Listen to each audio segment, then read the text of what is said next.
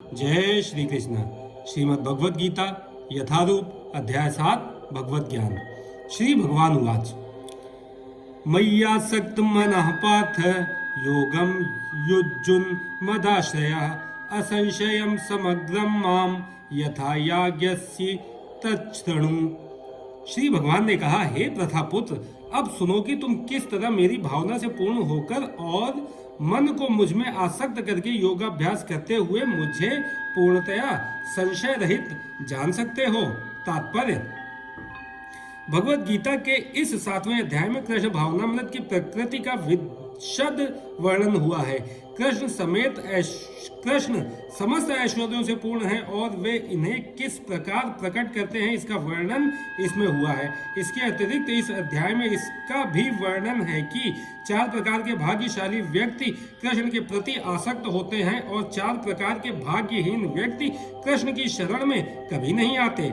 प्रथम 6 अध्यायों में जीवात्मा को अभौतिक आत्मा के रूप में वर्णित किया गया है, जो विभिन्न प्रकार के योगों द्वारा आत्म साक्षात्कार को प्राप्त हो सकता है। 6ठे अध्याय के अंत में यह स्पष्ट कहा गया है कि मन को कृष्ण पर एकाग्र करना, या दूसरे शब्दों में कृष्ण भावनामृत ही सर्वोच्च योग है। मन को कृष्ण पर एकाग्र करने से ही मनुष्य परम सत्य को पूर्णतया जान सकता है, अन्यथा नहीं। निर्विशेष ब्रह्म ज्योति या अंतर्यामी परमात्मा की अनुभूति परम सत्य का पूर्ण ज्ञान नहीं है, क्योंकि यह आंशिक होती है। कृष्ण ही पूर्ण तथा वैज्ञानिक ज्ञान है और कृष्ण भावनामृत में ही मनुष्य को सारी अनुभूति होती है। पूर्ण कृष्ण भावनामृत में मनुष्य जान पाता है कि कृष्ण ही निस्संदेह परम ज्ञान है। विभिन्न प्रकार के योग तो कृष्ण भावनामृत के मार्ग के सोपान सदृश हैं। जो व्यक्ति कृष्ण भावनामृत ग्रहण करता है वह स्वतः ब्रह्म ज्योति तथा परमात्मा के विषय में पूरी तरह जान लेता है। कृष्ण भावनामृत योग का अभ्यास करके मनुष्य सभी वस्तुओं को यथा परम सत्य जीवात्माएं, प्रकृति तथा साज सामग्री समेत उनके प्राकट्य को पूरी तरह जान सकता है। अतः मनुष्य को चाहिए कि 6ठे अध्याय के अंतिम श्लोक के अनुसार योग का अभ्यास करे। परमेश्वर कृष्ण पर ध्यान की एकाग्रता को नवधा भक्ति के द्वारा संभव बनाया जाता है, जिसमें श्रवणम अग्रणी एवं सबसे महत्वपूर्ण है। अतः भगवान अर्जुन से कहते हैं, तच्छृणु अर्थात मुझसे सुनो। कृष्ण से बढ़कर कोई प्रमाण नहीं है, अतः उनसे सुनने का जिसे सौभाग्य प्राप्त होता है वह पूर्णतः कृष्ण भावना भावित हो जाता है। अतः मनुष्य को या तो साक्षात कृष्ण से या कृष्ण के शुद्ध भक्त से सीखना चाहिए, ना कि अपनी शिक्षा का अभिमान करने वाले अभक्त से। परम सत्य श्री भगवान कृष्ण को जानने की विधि का वर्णन श्रीमद् भागवत के प्रथम स्कंध के 2 अध्याय में इस प्रकार हुआ है। श्रवताम स्वकथा कृष्ण पुण्य श्रवण कीर्तन हद्यन्तः स्थो राभद्राणि विधुनोति सुहस्ताम नष्प्रायेष्व भद्रेषु नित्यं भागवत सेवया भगवत्युत्तम श्लोके भक्तिर्भवति नैष्ठिकी तदा रजस्तमो भावः कामलोभादयश्च ये चेत एतैर्नाविद्वम् स्थितं सत्त्वे प्रसीदति एवं प्रसन्न मनसो भगवत भक्ति योगतः भगवत तत्व विज्ञानम मुक्त संगस्य जायते भिद्यते हृदय ग्रंथिश्च छदन्ते सर्व संशयाः क्षीयन्ते चास्य कर्माणि दृष्ट एवात्मनीश्वरे।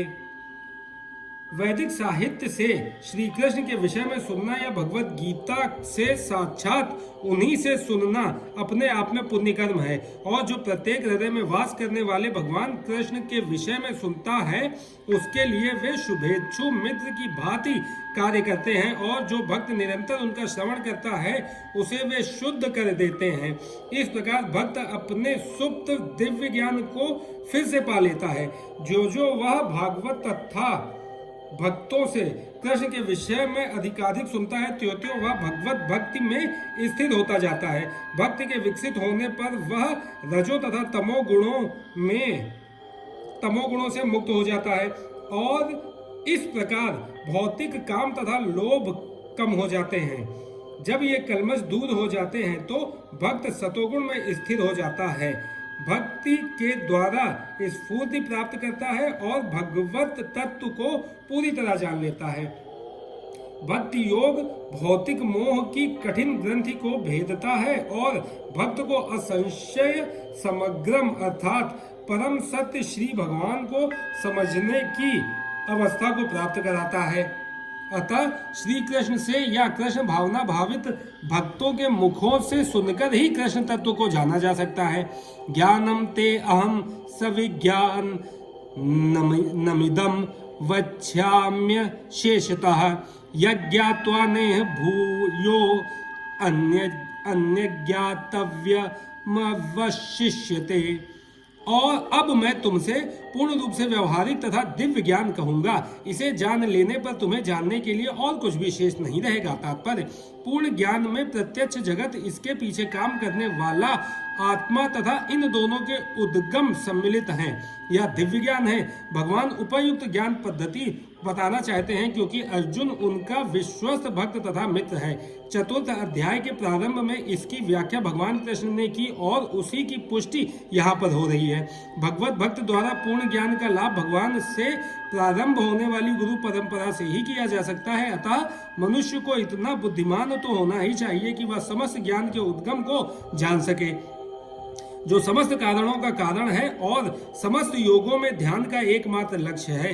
जब समस्त कारणों के कारण का पता चल जाता है तो सभी ज्ञेय वस्तुएं ज्ञात हो जाती हैं और कुछ भी अज्ञेय नहीं रह जाता। वेदों का कहना है कस्मिन् भगवो विज्ञाते सर्वमिदं विज्ञातम भवति मनुष्याणां सहस्रेषु कश्चिदत्तति सिद्धये यत तामपि सिद्धानां कश्चिन्मां वेत्ति तत्वतः। कई हजार मनुष्यों में से कोई एक सिद्धि के लिए प्रयत्नशील होता है और इस तरह सिद्धि प्राप्त करने वालों में से विरला ही कोई एक मुझे वास्तव में जान पाता है। तात्पर्य मनुष्यों की विभिन्न कोटियां हैं और हजारों मनुष्यों में से शायद विरला मनुष्य ही यह जानने में रुचि रखता है कि आत्मा क्या है, शरीर क्या है और परम सत्य क्या है। सामान्यतया मानव आहार, निद्रा, भय तथा मैथुन जैसी पशु वृत्तियों में लगा रहता है और मुश्किल से कोई एक दिव्य ज्ञान में रुचि रखता है। गीता के प्रथम 6 अध्याय उन लोगों के लिए हैं जिनकी रुचि दिव्य ज्ञान में आत्मा, परमात्मा तथा ज्ञान योग, ध्यान योग द्वारा अनुभूति की क्रिया में तथा पदार्थ से आत्मा के पार्थक्य को जानने में है। किंतु कृष्ण तो केवल उन्हीं व्यक्तियों द्वारा ज्ञेय हैं जो कृष्ण भावना भावित हैं। अन्य योगी निर्विशेष ब्रह्म अनुभूति प्राप्त कर सकते हैं क्योंकि कृष्ण को जानने की अपेक्षा यह सुगम है। कृष्ण परम पुरुष है किंतु साथ ही वे ब्रह्मा तथा परमात्मा ज्ञान से परे हैं।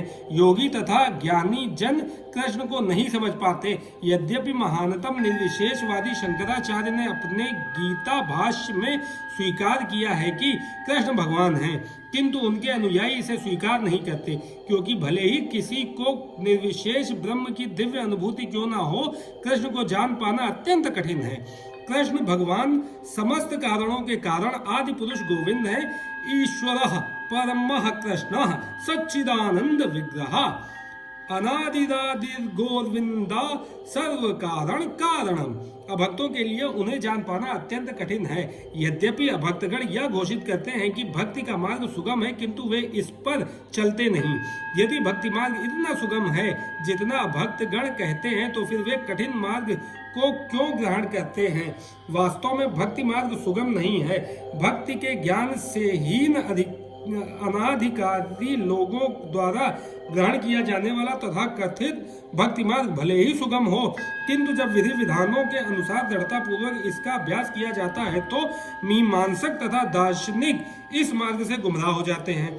श्रील रूप गोस्वामी अपनी कृति भक्ति रसामृत सिंधु में लिखते हैं, श्रुति स्मृति पुराणादि पंचरात्र विधि विना एकांत की हरेर्भक्ति रूत्पातायैव कल्पते। वह भगवत भक्ति जो उपनिषदों, पुराणों तथा नारद पंचरात्र जैसे प्रामाणिक वैदिक ग्रंथों की अवहेलना करती है, समाज में व्यर्थ ही अव्यवस्था फैलाने वाली है। ब्रह्मवेत्ता, निर्विशेषवादी या परमात्मा वेत्ता योगी भगवान श्री कृष्ण को यशोदानंदन या पार्थसारथी के रूप में कभी नहीं समझ सकते। कभी कभी बड़े बड़े देवता भी कृष्ण के विषय में भ्रमित हो जाते हैं। मुह्यंति यत्सूरयः माम तो वेद न कश्चन। भगवान कहते हैं कि कोई भी मुझे उस रूप में तत्वता नहीं जानता जैसा मैं हूँ, और यदि कोई जानता है सह महात्मा सुदुर्लभः, तो ऐसा महात्मा विरला होता है। अतः भगवान की भक्ति किए बिना कोई भगवान को तत्वता नहीं जान पाता, भले ही वह महान विद्वान या दार्शनिक क्यों ना हो। केवल शुद्ध भक्त ही कृष्ण के अचिंत्य गुणों को सब कारणों के कारण रूप में, उनकी सर्वशक्तिमत्ता तथा ऐश्वर्य, उनकी संपत्ति, यश, बल, सौंदर्य, ज्ञान तथा वैराग्य के विषय में कुछ कुछ जान सकता है, क्योंकि कृष्ण अपने भक्तों पर दयालु होते हैं। ब्रह्म साक्षात्कार की वे पराकाष्ठा है और केवल भक्तगण ही उन्हें तत्वता जान सकते हैं। अतएव भक्ति रसामृत सिंधु में कहा गया है, अतः श्री कृष्ण नामादि न भवेद ग्राह्य मिनिंद्रिय सेवोन्मुखे ही जिह्वादो स्वयमेव स्फुरत्यदः। कुंठित इंद्रियों के द्वारा कृष्ण को तत्वता नहीं समझा जा सकता, किंतु भक्तों द्वारा की गई अपनी दिव्य सेवा से प्रसन्न होकर वे भक्तों को आत्म तत्व प्रकाशित करते हैं। भूमिरापो अनलो वायुः खम मनो बुद्धिरेव च अहंकार इत्ययं में भिन्ना प्रकृति सृष्टधा। पृथ्वी, जल, अग्नि, वायु, आकाश, मन, बुद्धि तथा अहंकार, ये 8 प्रकार से विभक्त मेरी भिन्ना अपरा प्रकृतियां हैं। तात्पर्य, ईश्वर विज्ञान भगवान की स्वाभाविक स्थिति तथा उनकी विविध शक्तियों का विश्लेषण करता है। भगवान के विभिन्न पुरुष अवतारों की शक्ति को प्रकृति कहा जाता है, जैसा कि सात्व तंत्र में उल्लेख मिलता है। विष्णोस्तु त्रीणि रूपाणि पुरुषाख्यान्यथो विदुः एकम तु महतः सृष्ट द्वितीयं तत्त्वद संस्थितं तृतीयं सर्वभूतस्थं तानि ज्ञात्वा विमुच्यते। सृष्टि के लिए भगवान कृष्ण का स्वांश 3 विष्णुओं का रूप धारण करता है। पहले महाविष्णु है जो संपूर्ण भौतिक शक्ति महतत्व को उत्पन्न करते हैं। दूसरे गर्भोदकशाही विष्णु है जो समस्त ब्रह्मांडों में प्रविष्ट होकर उनमें विविधता उत्पन्न करते हैं। तृतीय क्षीरोदकशाही विष्णु है जो समस्त ब्रह्मांडों में सर्वव्यापी परमात्मा के रूप में फैले हुए हैं और परमात्मा कहलाते हैं। वे प्रत्येक परमाणु तक के भीतर उपस्थित हैं। जो भी इन तीनों विष्णु रूपों को जानता है वह भवबंधन से मुक्त हो सकता है। यह भौतिक जगत भगवान की शक्तियों में से एक का क्षणिक प्राकट्य है। इस जगत की सारी क्रियाएं भगवान कृष्ण के इन तीनों विष्णु अंशों द्वारा निर्देशित हैं। ये पुरुष अवतार कहलाते हैं। सामान्य रूप से जो व्यक्ति ईश्वर तत्व कृष्ण को नहीं जानता वह यह मान लेता है कि यह संसार जीवों के भोग के लिए है और सारे जीव पुरुष हैं। भौतिक शक्ति के कारण नियंता तथा भोक्ता है। भगवत गीता के अनुसार यह नास्तिक निष्कर्ष झूठा है। प्रस्तुत श्लोक में कृष्ण को इस जगत का आदि कारण माना गया है। श्रीमद् भागवत से भी इसकी पुष्टि होती है। भगवान की पृथक पृथक शक्तियां इस भौतिक जगत के घटक हैं। यहाँ तक कि निर्विशेषवादियों का चरम लक्ष्य ब्रह्म ज्योति भी एक आध्यात्मिक शक्ति है जो पर व्योम में प्रकट होती है। ब्रह्म ज्योति में वैसी भिन्नताएं नहीं जैसी कि वैकुंठ लोकों में है। फिर भी निर्विशेषवादी इस ब्रह्म ज्योति को चरम शाश्वत लक्ष्य स्वीकार करते हैं। परमात्मा की अभिव्यक्ति भी क्षीरोदकशाही विष्णु का एक क्षणिक सर्वव्यापी पक्ष है। आध्यात्मिक जगत में परमात्मा की अभिव्यक्ति शाश्वत नहीं होती। अतः यथार्थ परम सत्य तो श्री भगवान कृष्ण हैं। वे पूर्ण शक्तिमान पुरुष हैं और उनकी नाना प्रकार की भिन्ना तथा अंतरंगा शक्तियां होती हैं। जैसा कि ऊपर कहा जा चुका है, भौतिक शक्ति 8 प्रधान रूपों में व्यक्त होती है। इनमें से प्रथम 5 पृथ्वी, जल, अग्नि, वायु तथा आकाश स्थूल अथवा विराट सृष्टियां कहलाती हैं, जिनमें 5 इंद्रिय विषय जिनके नाम हैं शब्द, स्पर्श, रूप, रस तथा गंध सम्मिलित रहते हैं। भौतिक विज्ञान में ये ही 10 तत्व है, किंतु अन्य 3 तत्वों को, जिनके नाम मन, बुद्धि तथा अहंकार है, भौतिकतावादी उपेक्षित रखते हैं। दार्शनिक भी जो मानसिक कार्यकलापों से संबंध रखते हैं पूर्ण ज्ञानी नहीं है, क्योंकि वे परम उद्गम कृष्ण को नहीं जानते। मिथ्या अहंकार मैं हूँ तथा यह मेरा है, जो कि संसार का मूल कारण है, इसमें विषय योग की 10 इंद्रियों का समावेश है। बुद्धि महत्त्व नामक समग्र भौतिक सृष्टि की सूचक है। अतः भगवान की 8 विभिन्न शक्तियों से जगत के 24 तत्व प्रकट हैं, जो नास्तिक सांख्य दर्शन के विषय हैं। ये मूलतः कृष्ण की शक्तियों की उपशाखाएं हैं और उनसे भिन्न हैं, किंतु नास्तिक सांख्य दार्शनिक अल्प ज्ञान के कारण यह नहीं जान पाते कि कृष्ण समस्त कारणों के कारण है, जैसा कि भगवत गीता में कहा गया है। सांख्य दर्शन की विवेचना का विषय कृष्ण की बहिरंगा शक्ति का प्राकट्य है। अपरेयमितस्त्वन्याम प्रकृति विद्धि में पराम जीव भूता महाबाहो ये दम धार्यते जगत। हे महाबाहु अर्जुन, इनके अतिरिक्त मेरी एक अन्य पराशक्ति है, जो उन जीवों से युक्त है जो इस भौतिक अपरा प्रकृति के साधनों का विदोहन कर रहे हैं। तात्पर्य, इस श्लोक में स्पष्ट कहा गया है कि जीव परमेश्वर की परा प्रकृति है, मतलब पराशक्ति है। अपराशक्ति तो पृथ्वी, जल, अग्नि, वायु, आकाश, मन, बुद्धि तथा अहंकार जैसे विभिन्न तत्वों के रूप में प्रकट होती है। फिर से सुनिए और समझिए भक्तों, परा और अपराशक्ति क्या होती है। इस श्लोक में स्पष्ट कहा गया है कि जीव परमेश्वर की पराशक्ति है। जीव परमेश्वर की पराशक्ति है। अपराशक्ति तो पृथ्वी, जल, अग्नि, वायु, आकाश, मन, बुद्धि तथा अहंकार जैसे विभिन्न तत्वों के रूप में प्रकट होती है। भौतिक प्रकृति के ये दोनों रूप स्थूल पृथ्वी आदि तथा सूक्ष्म मन आदि अपराशक्ति के ही प्रतिफल है। जीव जो अपने विभिन्न कार्यों के लिए अपराशक्तियों का विदोहन करता रहता है, स्वयं परमेश्वर की पराशक्ति है, और यह वही शक्ति है जिसके कारण सारा संसार कार्यशील है।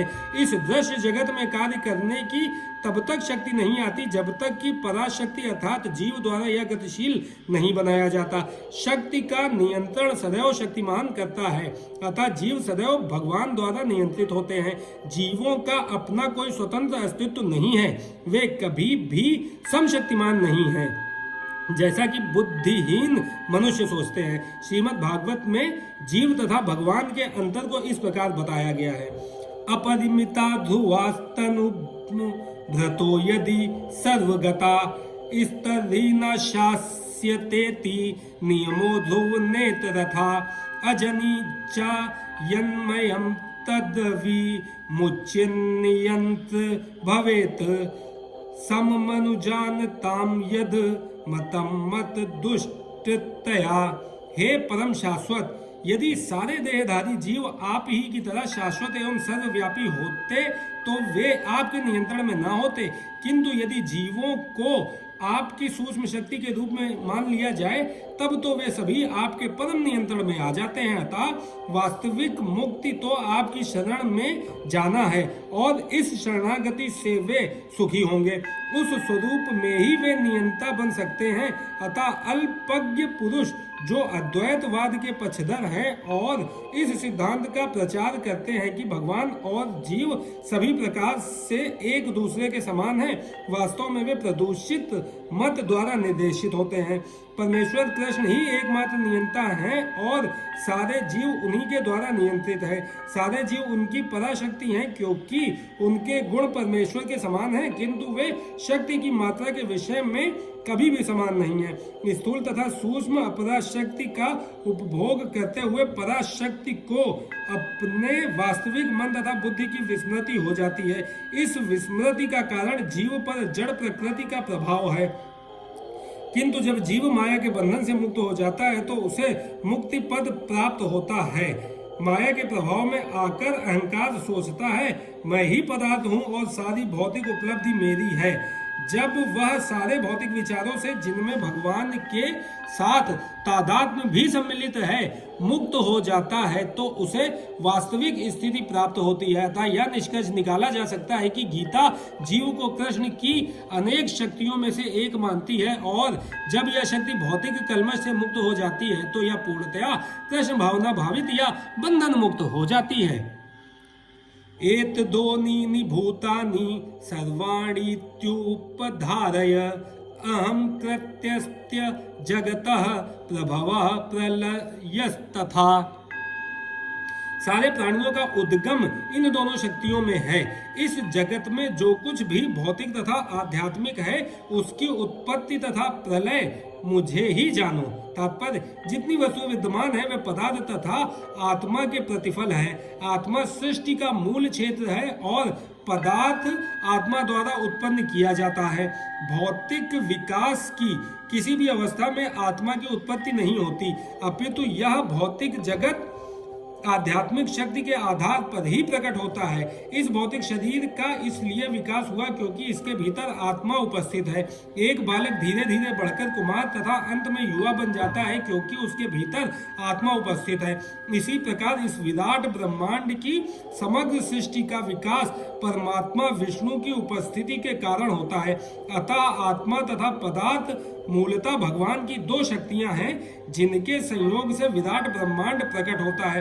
अतः भगवान ही सभी वस्तुओं के आदि कारण है। भगवान का अंश रूप जीवात्मा भले ही किसी गगनचुंबी प्रसाद या किसी महान कारखाने या किसी महानगर का निर्माता हो सकता है, किंतु वह विराट ब्रह्मांड का कारण नहीं हो सकता। इस विराट ब्रह्मांड का सृष्टा भी विराट आत्मा या परमात्मा है और परमेश्वर कृष्ण विराट तथा लघु दोनों ही आत्माओं के कारण है। अतः वे समस्त कारणों के कारण है। इसकी पुष्टि कठोपनिषद में हुई है। नित्यो नित्यानाम चेतनश्चेतनानाम मत्तः परतरं नान्य किंचिदस्ति धनंजय मयि सर्वमिदं प्रोतं सूत्रमणि गणा इव। हे धनंजय, मुझसे श्रेष्ठ कोई सत्य नहीं है। जिस प्रकार मोती धागे में गुथे रहते हैं उसी प्रकार सब कुछ मुझ पर ही आश्रित है। तात्पर्य, परम सत्य साकार है या निराकार, इस पर सामान्य विवाद चलता है। जहां तक भगवत गीता का प्रश्न है, परम सत्य तो श्री भगवान श्री कृष्ण है और इसकी पुष्टि पद पद पर होती है। इस श्लोक में विशेष रूप से बल है कि परम सत्य पुरुष रूप है। इस बात की कि भगवान ही परम सत्य है ब्रह्म संहिता में भी पुष्टि हुई है। ईश्वरः परमः कृष्णः सच्चिदानंद विग्रह। परम सत्य श्री भगवान कृष्ण ही हैं जो आदि पुरुष हैं। समस्त आनंद के आगार गोविंद है और वे सच्चिदानंद स्वरूप हैं। ये सब प्रमाण निर्विवाद रूप से प्रमाणित करते हैं कि परम सत्य परम पुरुष है जो समस्त कारणों का कारण है। फिर भी निरीश्वरवादी श्वेताश्वर उपनिषद में उपलब्ध वैदिक मंत्र के आधार पर तर्क करते हैं। ततो यदुत्तरतरम तदुरूप मनामयम् य एतद्वि दुर्मृतास्ते भवन्त्यथेतरे दुख में वापियन्ति। भौतिक जगत में ब्रह्मांड के आदि जीव ब्रह्मा को देवताओं, मनुष्यों तथा निम्न प्राणियों में सर्वश्रेष्ठ माना जाता है, किंतु ब्रह्मा के परे एक इंद्रियातीत ब्रह्म है जिसका कोई भौतिक स्वरूप नहीं होता और जो समस्त भौतिक कलमश से रहित होता है। जो व्यक्ति उसे जान लेता है वह भी दिव्य बन जाता है, किंतु जो उसे नहीं जान पाते वे सांसारिक दुखों को भोगते रहते हैं। निर्विशेषवादी अरूपम शब्द पर विशेष बल देते हैं, किंतु यह अरूपम शब्द निराकार नहीं है। यह दिव्य सच्चिदानंद स्वरूप का सूचक है, जैसा कि ब्रह्म संहिता में वर्णित है और ऊपर उद्धृत है। श्वेताश्वर उपनिषद के अन्य श्लोकों से भी इसकी पुष्टि होती है। वेदाहमेतं पुरुषं महान्तमादित्यवर्ण तमसः परस्तात् तमेव विद्वानति मृत्युमेति नान्यः पन्था विद्यते अयनाय। यस्मात् परम ना परमस्ति किच्चिद यस्मान्नाड़ियो ना ज्यायो अस्ति किंचित वृक्ष इव स्तब्धो दिवि तिष्ठत्येकस्तनेदं पूर्ण पुरुषेण सर्वम। मैं उन भगवान को जानता हूँ जो अंधकार की समस्त भौतिक अनुभूतियों से परे हैं। उनको जानने वाला ही जन्म तथा मृत्यु के बंधन का उल्लंघन कर सकता है। उस परम पुरुष के इस ज्ञान के अतिरिक्त मोक्ष का कोई अन्य साधन नहीं है। उन परम पुरुष से बढ़कर कोई सत्य नहीं, क्योंकि वे श्रेष्ठतम हैं।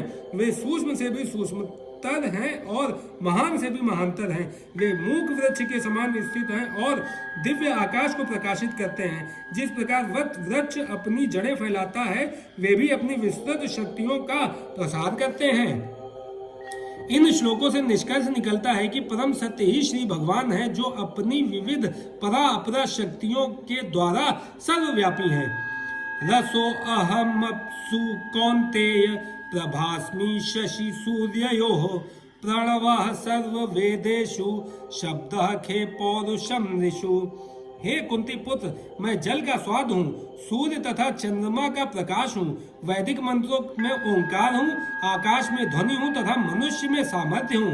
तात्पर्य, यह श्लोक बताता है कि भगवान किस प्रकार अपनी विविध परा तथा अपरा शक्तियों द्वारा सर्वव्यापी हैं। परमेश्वर की प्रारंभिक अनुभूति उनकी विभिन्न शक्तियों द्वारा हो सकती है और इस प्रकार उनका निराकार रूप में अनुभव होता है। जिस प्रकार सूर्य देवता एक पुरुष हैं और अपनी सर्वव्यापी शक्ति सूर्य प्रकाश द्वारा अनुभव किया जाता है, उसी प्रकार भगवान अपने धाम में रहते हुए भी अपनी सर्वव्यापी शक्तियों द्वारा अनुभव किए जाते हैं। जल का स्वाद जल का मूलभूत गुण है। कोई भी व्यक्ति समुद्र का जल नहीं पीना चाहता, क्योंकि इसमें शुद्ध जल के स्वाद के साथ साथ नमक मिला रहता है। जल के प्रति आकर्षण का कारण स्वाद की शुद्धि है और यह शुद्ध स्वाद भगवान की शक्तियों में से एक है। निर्विशेषवादी व्यक्ति जल में भगवान की उपस्थिति जल के स्वाद के कारण अनुभव करता है और सगुणवादी भगवान का गुणगान करता है, क्योंकि वे प्यास बुझाने के लिए सुस्वादु जल प्रदान करते हैं। परमेश्वर को अनुभव करने की यही विधि है। व्यवहारतः सगुणवाद तथा निर्विशेषवाद में कोई मतभेद नहीं है। जो ईश्वर को जानता है वह यह भी जानता है कि प्रत्येक वस्तु में एक साथ सगुण बोध तथा निर्गुण बोध निहित होता है और इनमें कोई विरोध नहीं है। अतः भगवान चैतन्य ने अपना शुद्ध सिद्धांत प्रतिपादित किया, जो अचिंत्य भेदाभेद तत्व कहलाता है। सूर्य तथा चंद्रमा का प्रकाश भी मूलतः ब्रह्म ज्योति से निकलता है, जो भगवान का निर्विशेष प्रकाश है। प्रणव या ओंकार प्रत्येक वैदिक मंत्र के प्रारंभ में भगवान को संबोधित करने के लिए प्रयुक्त दिव्य ध्वनि है। चूंकि निर्विशेषवादी परमेश्वर कृष्ण को उनके असंख्य नामों के द्वारा पुकारने से भयभीत रहते हैं, अतः वे ओंकार का उच्चारण करते हैं, किंतु उन्हें इसकी तनिक भी अनुभूति नहीं होती कि ओंकार कृष्ण का शब्द स्वरूप है। कृष्ण भावनामृत का क्षेत्र व्यापक है और जो इस भावनामृत को जानता है वह धन्य है। जो कृष्ण को नहीं जानते वे मोहग्रस्त रहते हैं। अतः कृष्ण का ज्ञान मुक्ति है और उनके प्रति अज्ञान बंधन है। पुण्यो गंधः पृथिव्यां च तेजश्चास्मि विभावसो जीवनं सर्वभूतेषु तपश्चामि तपस्विषु। मैं पृथ्वी की आद्य सुगंध और अग्नि की ऊष्मा हूँ। मैं समस्त जीवों का जीवन तथा तपस्वियों का तप हूँ। तात्पर्य, पुण्य का अर्थ है जिसमें विकार न हो, अतः आद्य। इस जगत में प्रत्येक वस्तु में कोई न कोई सुगंध होती है, यथा फूल की सुगंध या जल, पृथ्वी, अग्नि, वायु आदि की सुगंध। समस्त वस्तुओं में व्याप्त अदूषित भौतिक गंध जो आद्य सुगंध है वह कृष्ण है। इसी प्रकार प्रत्येक वस्तु का एक विशिष्ट स्वाद होता है और इस स्वाद को रसायनों के मिश्रण द्वारा बदला जा सकता है। अतः प्रत्येक मूल वस्तु में कोई ना कोई गंध तथा स्वाद होता है। विभावसु का अर्थ अग्नि है। अग्नि के बिना ना तो फैक्ट्री चल सकती है, ना भोजन पक सकता है। यह अग्नि कृष्ण है। अग्नि का तेज ऊष्मा भी कृष्ण ही है। वैदिक चिकित्सा के अनुसार कुपच का कारण पेट में अग्नि की मंदता है अतः पाचन तक के लिए अग्नि आवश्यक है। कृष्ण भावनामृत में हम इस बात से अवगत होते हैं कि पृथ्वी, जल, अग्नि, वायु तथा प्रत्येक सक्रिय तत्व, सारे रसायन तथा सारे भौतिक तत्व कृष्ण के कारण हैं। मनुष्य की आयु भी कृष्ण के कारण है। अतः कृष्ण की कृपा से ही मनुष्य अपने को दीर्घायु या अल्पजीवी बना सकता है। अतः कृष्ण भावनामृत प्रत्येक क्षेत्र में सक्रिय रहता है। बीजम माम सर्वभूतानां विद्धि पार्थ सनातनम, बुद्धि बुद्धि मत्तामस्मि, तेजस तेजस्विनाम हम। हे प्रथापुत्र, यह जान लो कि मैं ही समस्त जीवों का आदि बीज हूँ, बुद्धिमानों की बुद्धि तथा समस्त तेजस्वी पुरुषों का तेज हूँ। तात्पर्य, कृष्ण समस्त पदार्थों के बीज हैं। कई प्रकार के चर तथा अचर जीव हैं। पक्षी, पशु, मनुष्य तथा अन्य सजीव प्राणी चर हैं। पेड़ पौधे अचर हैं, वे चल नहीं सकते, केवल खड़े रहते हैं। प्रत्येक जीव 84 लाख योनियों के अंतर्गत है, जिनमें से कुछ चर है और कुछ अचर है। किंतु इन सबके जीवन के बीज स्वरूप श्री कृष्ण है, जैसा कि वैदिक साहित्य में कहा गया है। ब्रह्म या परम सत्य वह है जिससे प्रत्येक वस्तु उद्भूत है। कृष्ण पर ब्रह्म या परमात्मा है। ब्रह्म तो निर्विशेष है, किंतु पर ब्रह्म साकार है। निर्विशेष ब्रह्म साकार रूप में आधारित है, यह भगवत गीता में कहा गया है। अतः आदि रूप में कृष्ण समस्त वस्तुओं के उद्गम है, वे मूल हैं। जिस प्रकार मूल सारे वृक्ष का पालन करता है, उसी प्रकार कृष्ण मूल होने के कारण इस जगत के समस्त प्राणियों का पालन करते हैं। इसकी पुष्टि वैदिक साहित्य में हुई है। नित्यो नित्यानाम चेतनानाम एको बहुना यो विदधाति कामान। वे समस्त नित्यों के नित्य हैं, वे समस्त जीवों के परम जीव हैं और वे ही समस्त जीवों का पालन करने वाले हैं। मनुष्य बुद्धि के बिना कुछ नहीं कर सकता और कृष्ण भी कहते हैं कि मैं ही समस्त बुद्धि का मूल हूँ। जब तक मनुष्य बुद्धिमान नहीं होता, वह भगवान कृष्ण को नहीं समझ सकता। बलम बलवताम चाहम काम राग विवर्जितम, धर्मा विरुद्धो भूतेषु कामो अस्मि भरतर्षभ। मैं बलवानों का कामनाओं तथा इच्छा से रहित बल हूँ। हे भरत श्रेष्ठ अर्जुन, मैं वह काम हूँ जो धर्म के विरुद्ध नहीं है। तात्पर्य, बलवान पुरुष की शक्ति का उपयोग दुर्बलों की रक्षा के लिए होना चाहिए, व्यक्तिगत आक्रमण के लिए नहीं। इस प्रकार धर्म समस्त मैथुन संतानोत्पत्ति के लिए होना चाहिए, अन्य कार्यों के लिए नहीं। अतः माता पिता का उत्तरदायित्व है कि वे अपनी संतान को कृष्ण भावना भावित बनाएं। ये चैव सात्विका भावा राजसास्तामसाश्च ये, मत एवेति तान विद्धि न तो हम तेषु ते मयि। तुम जान लो कि मेरी शक्ति द्वारा सारे गुण प्रकट होते हैं, चाहे वे सतोगुण हो, रजोगुण हो या तमोगुण हो। एक प्रकार से मैं सब कुछ हूँ, किंतु हूँ स्वतंत्र। मैं प्रकृति के गुणों के अधीन नहीं हूँ, अपितु वे मेरे अधीन हैं। तात्पर्य, संसार के सारे भौतिक कार्यकलाप प्रकृति के गुणों के अधीन संपन्न होते हैं। यद्यपि प्रकृति के गुण परमेश्वर कृष्ण से उद्भूत हैं, किंतु भगवान उनके अधीन नहीं होते। उदाहरणार्थ, राज्य के नियमानुसार कोई दंडित हो सकता है, किंतु नियम बनाने वाला राजा उस नियम के अधीन नहीं होता। इसी तरह प्रकृति के सभी गुण सतो, रजो तथा तमोगुण भगवान कृष्ण से उद्भूत हैं, किंतु कृष्ण प्रकृति के अधीन नहीं है, इसीलिए वे निर्गुण हैं। जिसका तात्पर्य है कि सभी गुण उनसे उद्भूत हैं, किंतु ये उन्हें प्रभावित नहीं करते। यह भगवान का विशेष लक्षण है। त्रिभिर्गुण मये भावैरे भी सर्वमिदं जगत, मोहितं नाभिजानाति मामेभ्यः परमव्ययम्। तीनों गुणों सतो, रजो तथा तमो के द्वारा मोहग्रस्त यह सारा संसार मुझ गुणातीत तथा अविनाशी को नहीं जानता। तात्पर्य, सारा संसार प्रकृति के तीन गुणों से मोहित है। जो लोग इस प्रकार से तीन गुणों के द्वारा मोहित हैं, वे नहीं जान सकते कि परमेश्वर कृष्ण इस प्रकृति से परे है। प्रत्येक जीव को प्रकृति के वशीभूत होकर एक विशेष प्रकार का शरीर मिलता है और तदनुसार उसे एक विशेष मनोवैज्ञानिक तथा शारीरिक कार्य करना होता है। प्रकृति के तीन गुणों के अंतर्गत कार्य करने वाले मनुष्य मनुष्यों की 4 श्रेणियां हैं। जो नितांत सतोगुणी हैं वे ब्राह्मण, जो रजोगुणी हैं वे क्षत्रिय, और जो रजोगुणी एवं तमोगुणी दोनों हैं वे वैश्य कहलाते हैं, और जो नितांत तमोगुणी हैं वे शूद्र कहलाते हैं। जो इनसे भी नीचे हैं वे पशु हैं। फिर ये उपाधियां स्थायी नहीं हैं। मैं ब्राह्मण, क्षत्रिय, वैश्य या कुछ भी हो सकता हूँ, जो भी हो, यह जीवन नश्वर है। यद्यपि यह जीवन नश्वर है और हम नहीं जान पाते कि अगले जन्म में हम क्या होंगे, किंतु माया के वश में रहकर हम अपने आप को देहात्म बुद्धि के द्वारा अमेरिकी, भारतीय, रूसी या ब्राह्मण, हिंदू, मुसलमान आदि कहकर सोचते हैं। और यदि हम प्रकृति के गुणों में बंध जाते हैं तो हम उस भगवान को भूल जाते हैं जो इन गुणों के मूल में है। अतः भगवान का कहना है कि सारे जीव प्रकृति के इन गुणों द्वारा मोहित होकर यह नहीं समझ पाते कि इस संसार की पृष्ठभूमि में भगवान है।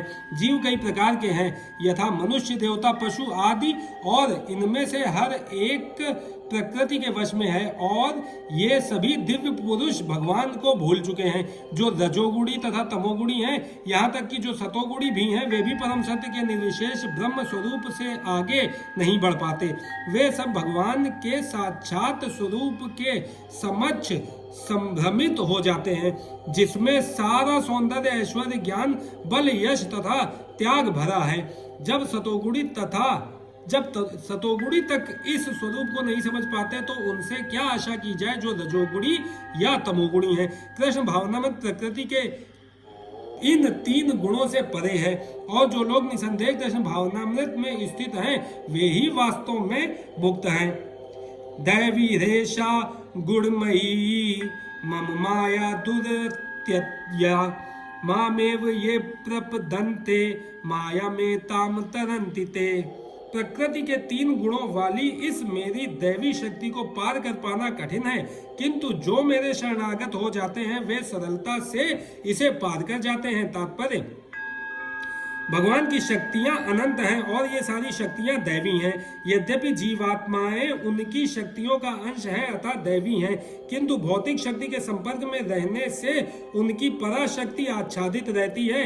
इस प्रकार भौतिक शक्ति से आच्छादित होने के कारण मनुष्य उसके प्रभाव का अतिक्रमण नहीं कर पाता। जैसा कि पहले कहा जा चुका है, परा तथा अपरा शक्तियां भगवान से उद्भूत होने के कारण नित्य हैं।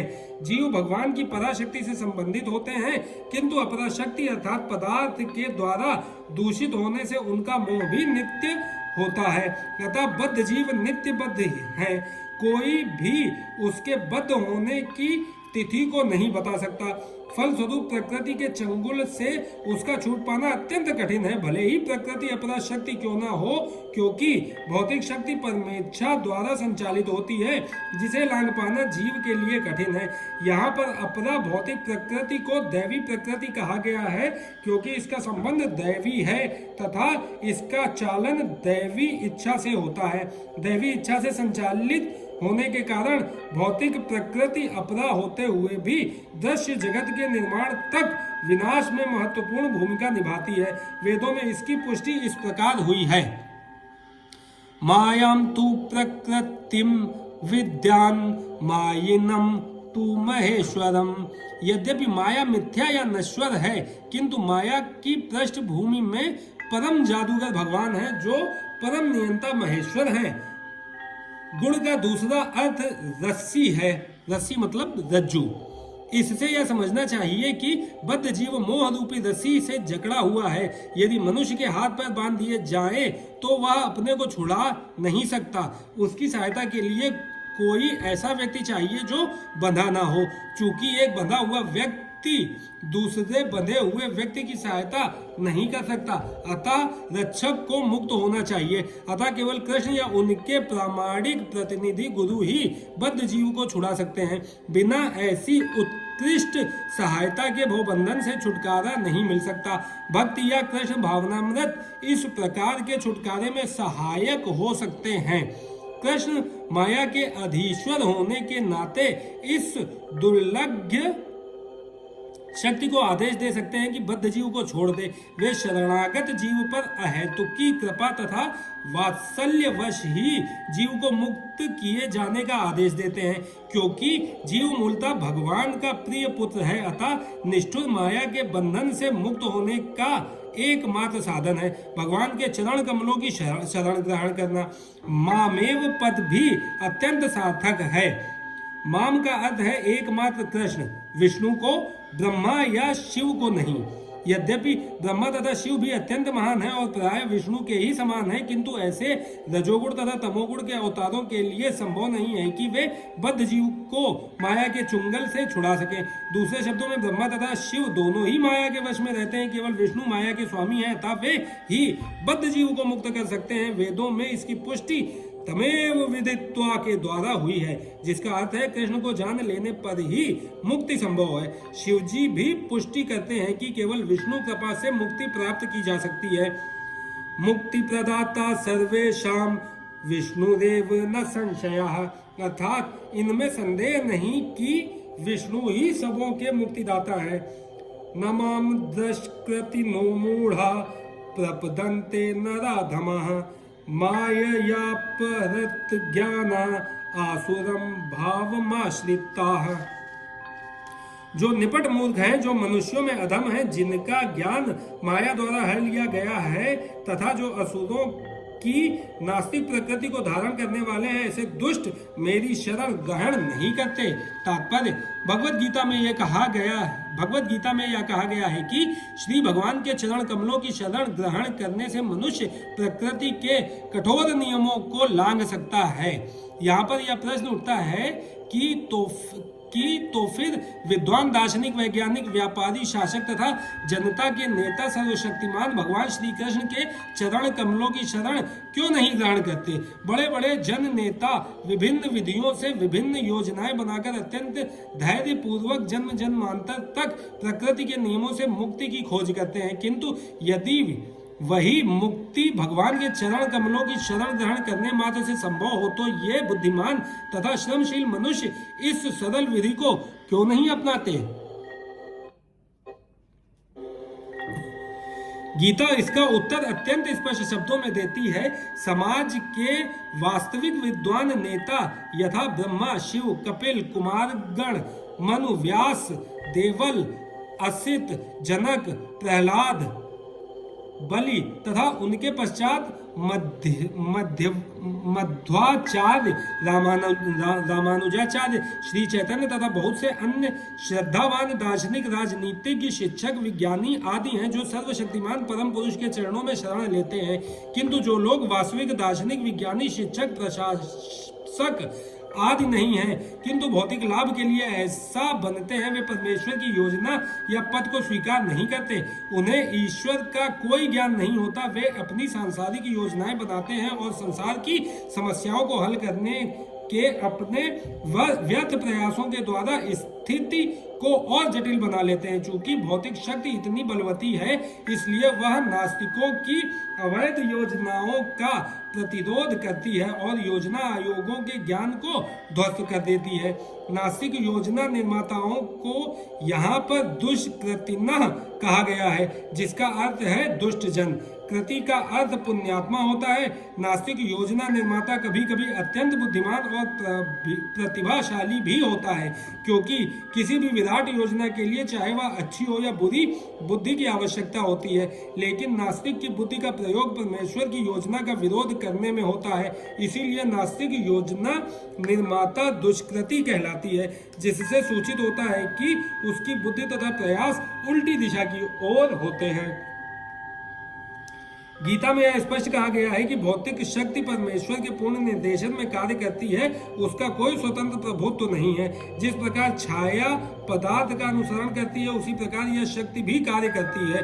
तो भी यह भौतिक शक्ति अत्यंत प्रबल है और नास्तिक अपने अनीश्वरवादी स्वभाव के कारण यह नहीं जान सकता कि वह किस तरह कार्य करती है, न ही वह परमेश्वर की योजना को जान सकता है। मोह तथा रजो एवं तमो गुणों में रहकर उसकी सारी योजनाएं उसी प्रकार ध्वस्त हो जाती हैं, जिस प्रकार भौतिक दृष्टि से विद्वान, वैज्ञानिक, दार्शनिक, शासक तथा शिक्षक होते हुए भी हिरण्यकशिपु तथा रावण की सारी योजनाएं ध्वस्त हो गई थी।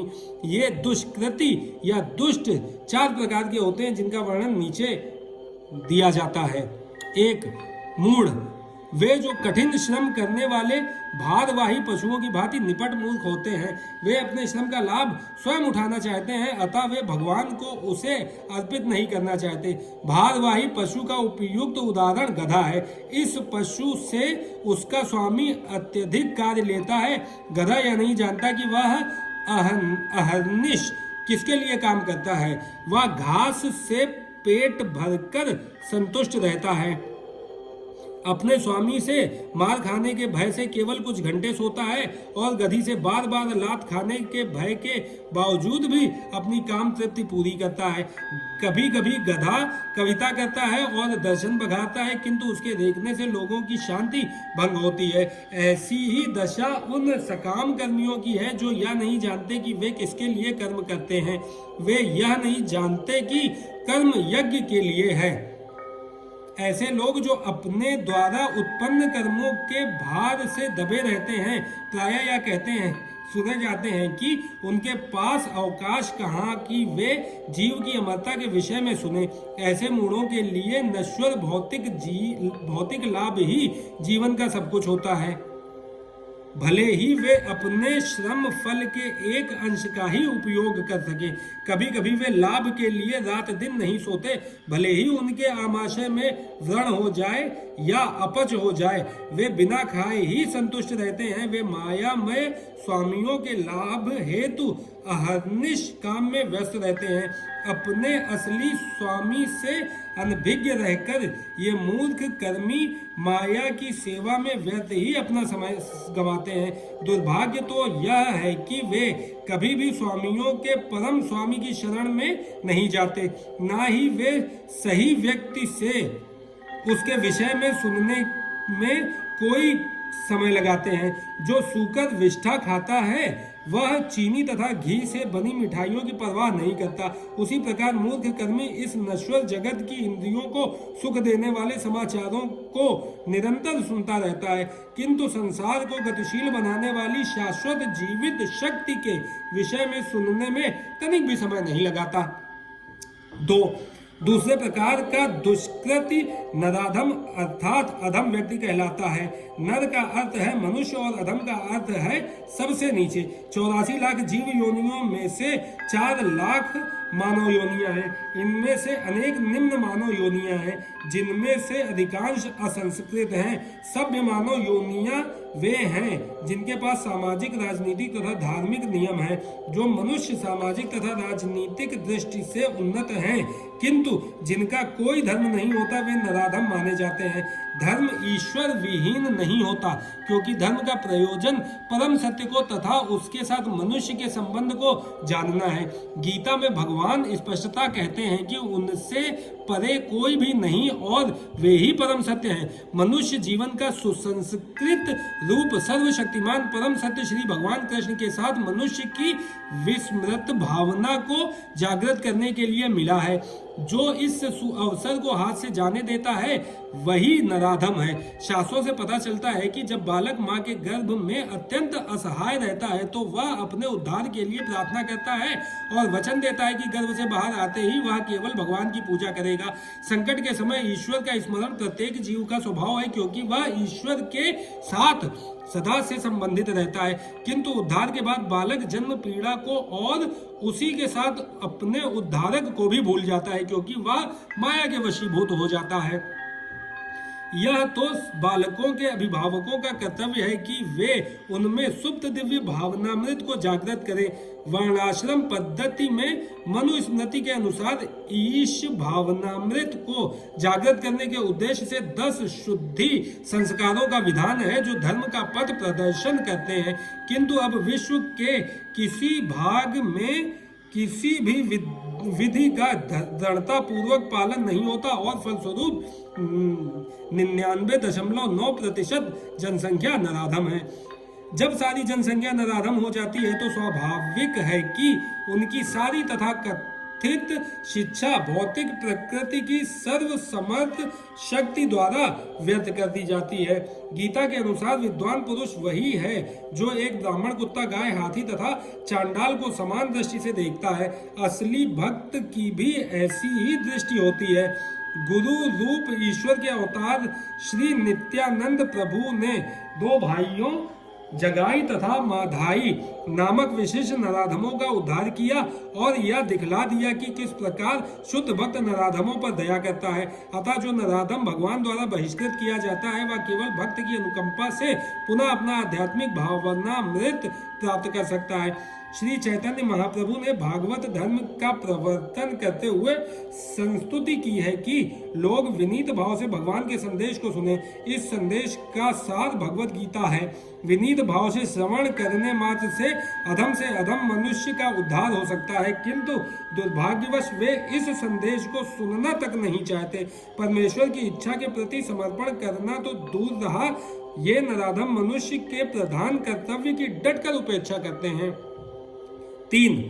दुष्कृतियों की तीसरी श्रेणी माययापहृत ज्ञानः की है, अर्थात ऐसे व्यक्तियों की जिनका प्रकांड ज्ञान माया के प्रभाव से शून्य हो चुका है। ये अधिकांशतः बुद्धिमान व्यक्ति होते हैं, यथा महान दार्शनिक, कवि, साहित्यकार, वैज्ञानिक आदि, किंतु माया इन्हें भ्रांत कर देती है, जिसके कारण ये परमेश्वर की अवज्ञा करते हैं।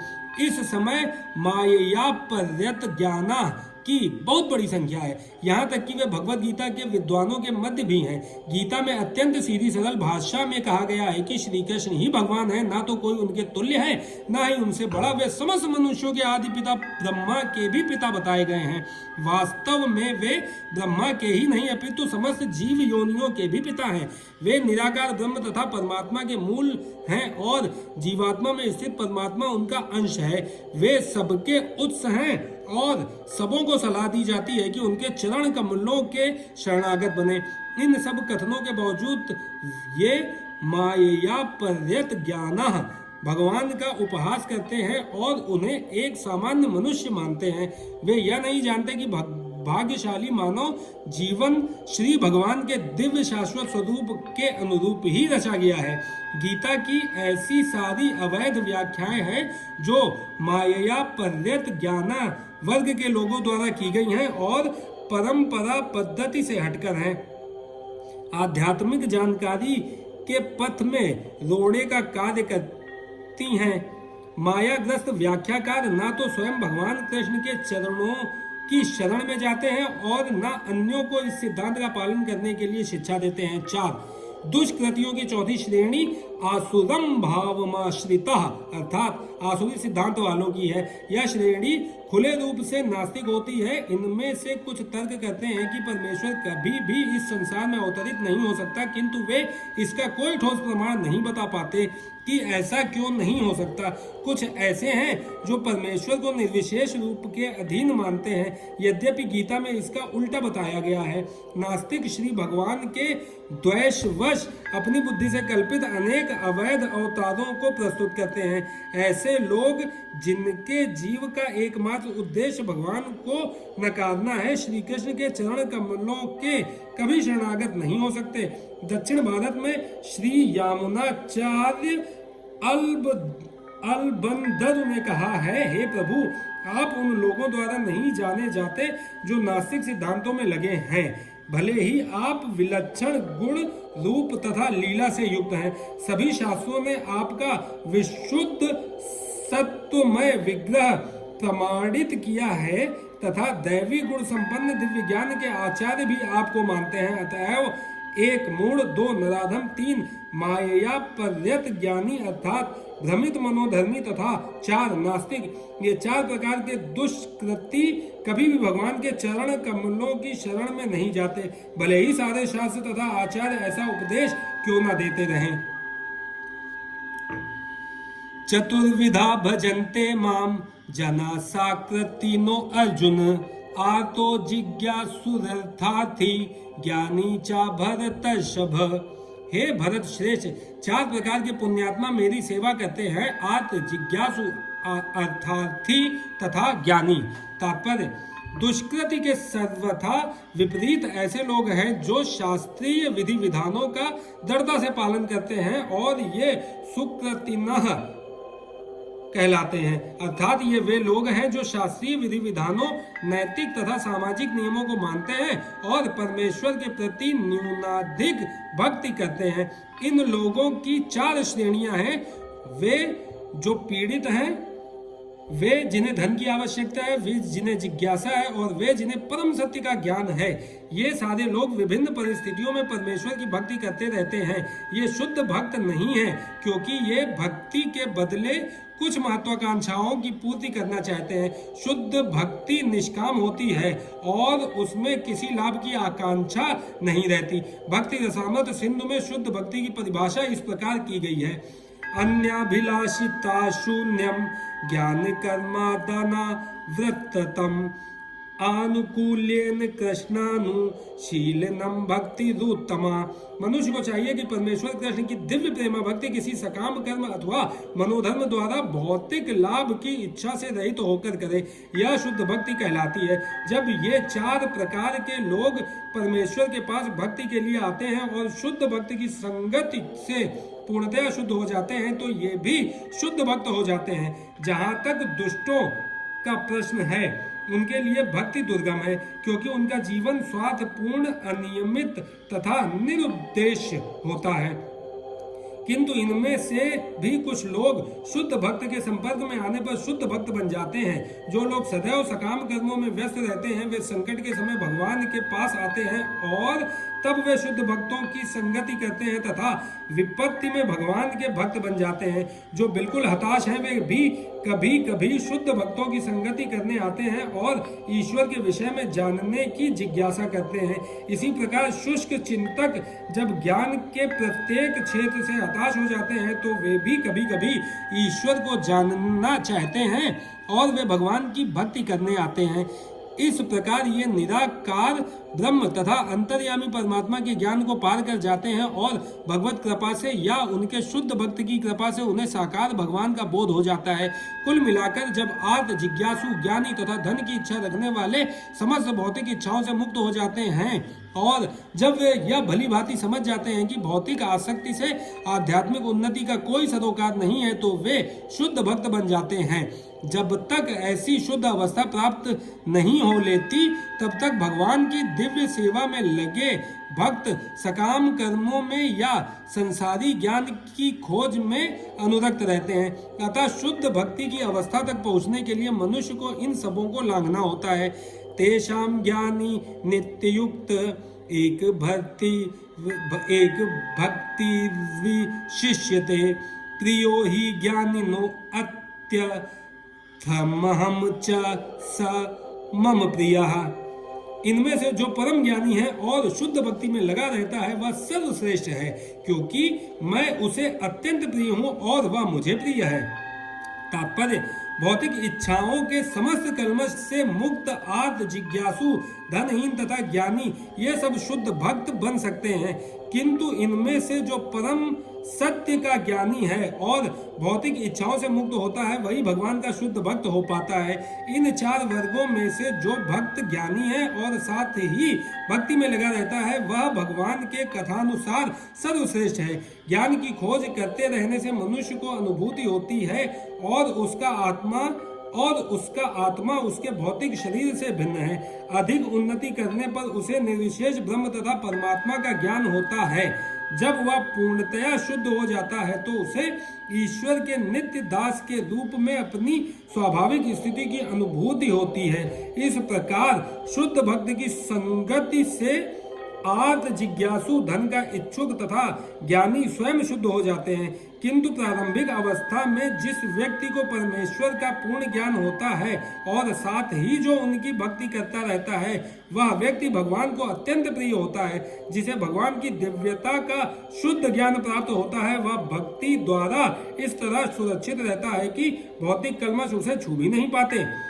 उदाराः सर्व एवैते ज्ञानित्वात्मैव मे मतम् आस्थितः सः हि युक्तात्मा मामेवानुत्तमा गतिम्। निसंदेह ये सब उदार चेता व्यक्ति हैं, किंतु जो मेरे ज्ञान को प्राप्त हैं उससे मैं अपने ही समान मानता हूँ। वह मेरी दिव्य सेवा में तत्पर रहकर मुझ सर्वोच्च उद्देश्य को निश्चित रूप में प्राप्त करता है। तात्पर्य ऐसा नहीं है कि जो कम ज्ञानी भक्त हैं वे भगवान को प्रिय नहीं हैं। भगवान कहते हैं कि सभी उदार चेता है, क्योंकि चाहे जो भी भगवान के पास किसी भी उद्देश्य से आए वह महात्मा कहलाता है। जो भक्त भक्ति के बदले कुछ लाभ चाहते हैं उन्हें भगवान स्वीकार करते हैं, क्योंकि इससे स्नेह का विनिमय होता है। वे स्नेहवश भगवान से लाभ की याचना करते हैं और जब उन्हें वह प्राप्त हो जाता है तो वे इतने प्रसन्न होते हैं कि वे भी भगवत भक्ति करने लगते हैं।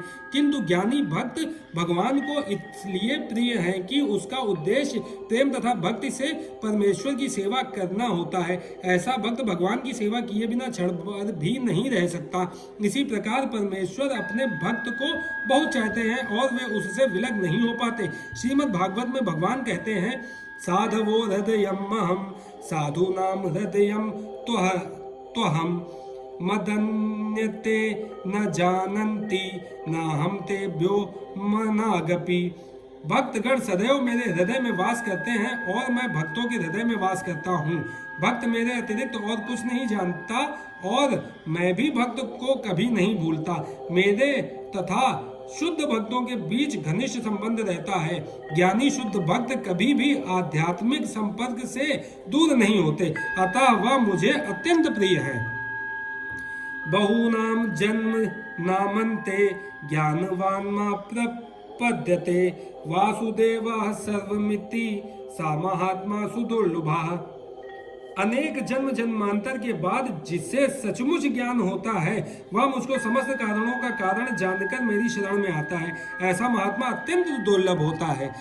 तात्पर्य, भक्ति या दिव्य अनुष्ठानों को करता हुआ जीव अनेक जन्मों के पश्चात इस दिव्य ज्ञान को प्राप्त कर सकता है कि आत्म साक्षात्कार का चरम लक्ष्य श्री भगवान है। आत्म साक्षात्कार के प्रारंभ में जब मनुष्य भौतिकता का परित्याग करने का प्रयत्न करता है तब निर्विशेषवाद की ओर उसका झुकाव हो सकता है, किंतु आगे बढ़ने पर वह यह समझ पाता है कि आध्यात्मिक जीवन में भी कार्य ही और इन्हीं से भक्ति का विधान होता है।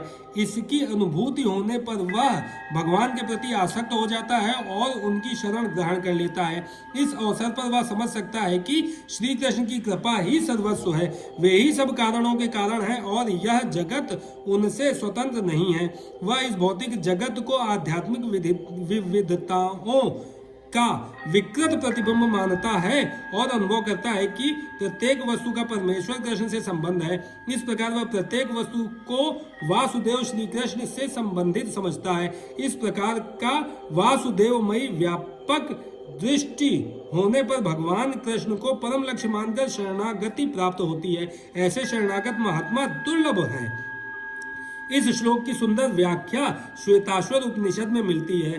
सहस्त्र शीर्षा पुरुषः सहस्त्राक्ष सहस्रपात सभूमि विश्वतो वृत्वात्यातिष्ठद् दशांगुलम पुरुष एवेदं सर्वं यद्भूतं यच्च भव्ययम् उत्ताम्रतत्त्वस्येषानो यदन्नेनाति रोहति। छांदोग्य उपनिषद में कहा गया है, न वै वाचो न चक्षुंषि न श्रोत्राणि न मनीष्यत्याक्षते प्राण इति एवाचक्षते प्राणो रेवैतानि सर्वाणि भवन्ति। जीव के शरीर की बोलने की शक्ति, देखने की शक्ति, सुनने की शक्ति, सोचने की शक्ति ही प्रधान नहीं है। समस्त कार्यों का केंद्र बिंदु तो यह जीवन प्राण है। इसी प्रकार भगवान वासुदेव या भगवान श्री कृष्ण ही समस्त पदार्थों में मूल सत्ता हैं। इस देह में बोलने, देखने, सुनने तथा सोचने आदि की शक्तियां हैं, किंतु यदि वे भगवान से संबंधित ना हो तो सभी व्यर्थ हैं। वासुदेव सर्वव्यापी हैं और प्रत्येक वस्तु वासुदेव है। अतः भक्त पूर्ण ज्ञान में रहकर शरण ग्रहण करता है। तुलनार्थ भगवद गीता तथा 11:40। कामस्तैस्त्य रत ज्ञान प्रपदन्ते अन्य देवता तम तम नियममास्थाय प्रकृत्या नियता स्वया। जिनकी बुद्धि भौतिक इच्छाओं द्वारा मारी गई है वे देवताओं की शरण में जाते हैं और वे अपने अपने स्वभाव के अनुसार पूजा के विशेष विधि विधानों का पालन करते हैं। तात्पर्य, जो समस्त भौतिक कलमश से मुक्त हो चुके हैं वे भगवान की शरण ग्रहण करते हैं और उनकी भक्ति में तत्पर होते हैं। जब तक भौतिक कलमश धुल नहीं जाता तब तक वे स्वभावतः अभक्त रहते हैं, किंतु जो भौतिक इच्छाओं के होते हुए भी भगवान की ओर उन्मुख होते हैं वे बहिरंगा प्रकृति द्वारा आकृष्ट नहीं होते, चूंकि वे सही उद्देश्य की ओर अग्रसर होते हैं, अतः वे शीघ्र ही सारी भौतिक कामेच्छाओं से मुक्त हो जाते हैं। श्रीमद् भागवत में कहा गया है कि मनुष्य को चाहिए कि स्वयं को वासुदेव के प्रति समर्पित करे और उनकी पूजा करे, चाहे वह भौतिक इच्छाओं से रहित हो या भौतिक इच्छाओं से पूरित हो या भौतिक कलमश से मुक्ति चाहता हो। जैसा कि भागवत में कहा गया है, अकामः सर्व कामो वा मोक्ष कामो उदारधि तीव्रेण भक्ति योगेन यजेत पुरुषम परम। जो अल्पज्ञ हैं तथा जिन्होंने अपनी आध्यात्मिक चेतना खो दी है वे भौतिक इच्छाओं की अविलंब पूर्ति के लिए देवताओं की शरण में जाते हैं। सामान्यतः ऐसे लोग भगवान की शरण में नहीं जाते क्योंकि वे निम्नतर गुणों वाले रजो तथा तमोगुणी होते हैं, अतः वे विभिन्न देवताओं की पूजा करते हैं। वे पूजा के विधि विधानों का पालन करने में ही प्रसन्न रहते हैं। देवताओं के पूजक छोटी छोटी इच्छाओं के द्वारा प्रेरित होते हैं और यह नहीं जानते कि परम लक्ष्य तक किस प्रकार पहुंचा जाए, किंतु भगवत भक्त कभी भी पथ भ्रष्ट नहीं होता। चूंकि वैदिक साहित्य में विभिन्न उद्देश्यों के लिए भिन्न भिन्न देवताओं के पूजन का विधान है, अतः जो भगवत भक्त नहीं है वे सोचते हैं कि देवता कुछ कार्यों के लिए भगवान से श्रेष्ठ है, किंतु शुद्ध भक्त जानता है कि भगवान कृष्ण ही सबके स्वामी हैं। चैतन्य चरितामृत में कहा गया है, एक ले ईश्वर कृष्ण आद सब भृत्य। केवल भगवान कृष्ण ही स्वामी हैं, अन्य सब दास हैं। फलता शुद्ध भक्त कभी भी अपनी आवश्यकताओं की पूर्ति के लिए देवताओं के निकट नहीं जाता, वह तो परमेश्वर पर निर्भर रहता है और वे जो कुछ देते हैं उसी से संतुष्ट रहता है। यो यो याम याम तनुम भक्तः श्रद्धया चितुमिच्छति तस्य तस्याचलां श्रद्धां तामेव विदधाम्यहम्। मैं प्रत्येक जीव के हृदय में परमात्मा स्वरूप स्थित हूँ। जैसे ही कोई किसी देवता की पूजा करने की इच्छा करता है मैं उसकी श्रद्धा को स्थिर करता हूँ जिससे वह उसी विशेष देवता की भक्ति कर सके। तात्पर्य, ईश्वर ने हर एक को स्वतंत्रता प्रदान की है, अतः यदि कोई पुरुष भौतिक भोग करने का इच्छुक है और उसके लिए देवताओं से सुविधाएं चाहता है तो प्रत्येक हृदय में परमात्मा स्वरूप स्थित भगवान उसके मनोभावों को जानकर ऐसी सुविधाएं प्रदान करते हैं। समस्त जीवों के परम पिता के रूप में वे उनकी स्वतंत्रता में हस्तक्षेप नहीं करते, अपितु उन्हें सुविधाएं प्रदान करते हैं जिससे वे अपनी भौतिक इच्छाएं पूरी कर सकें।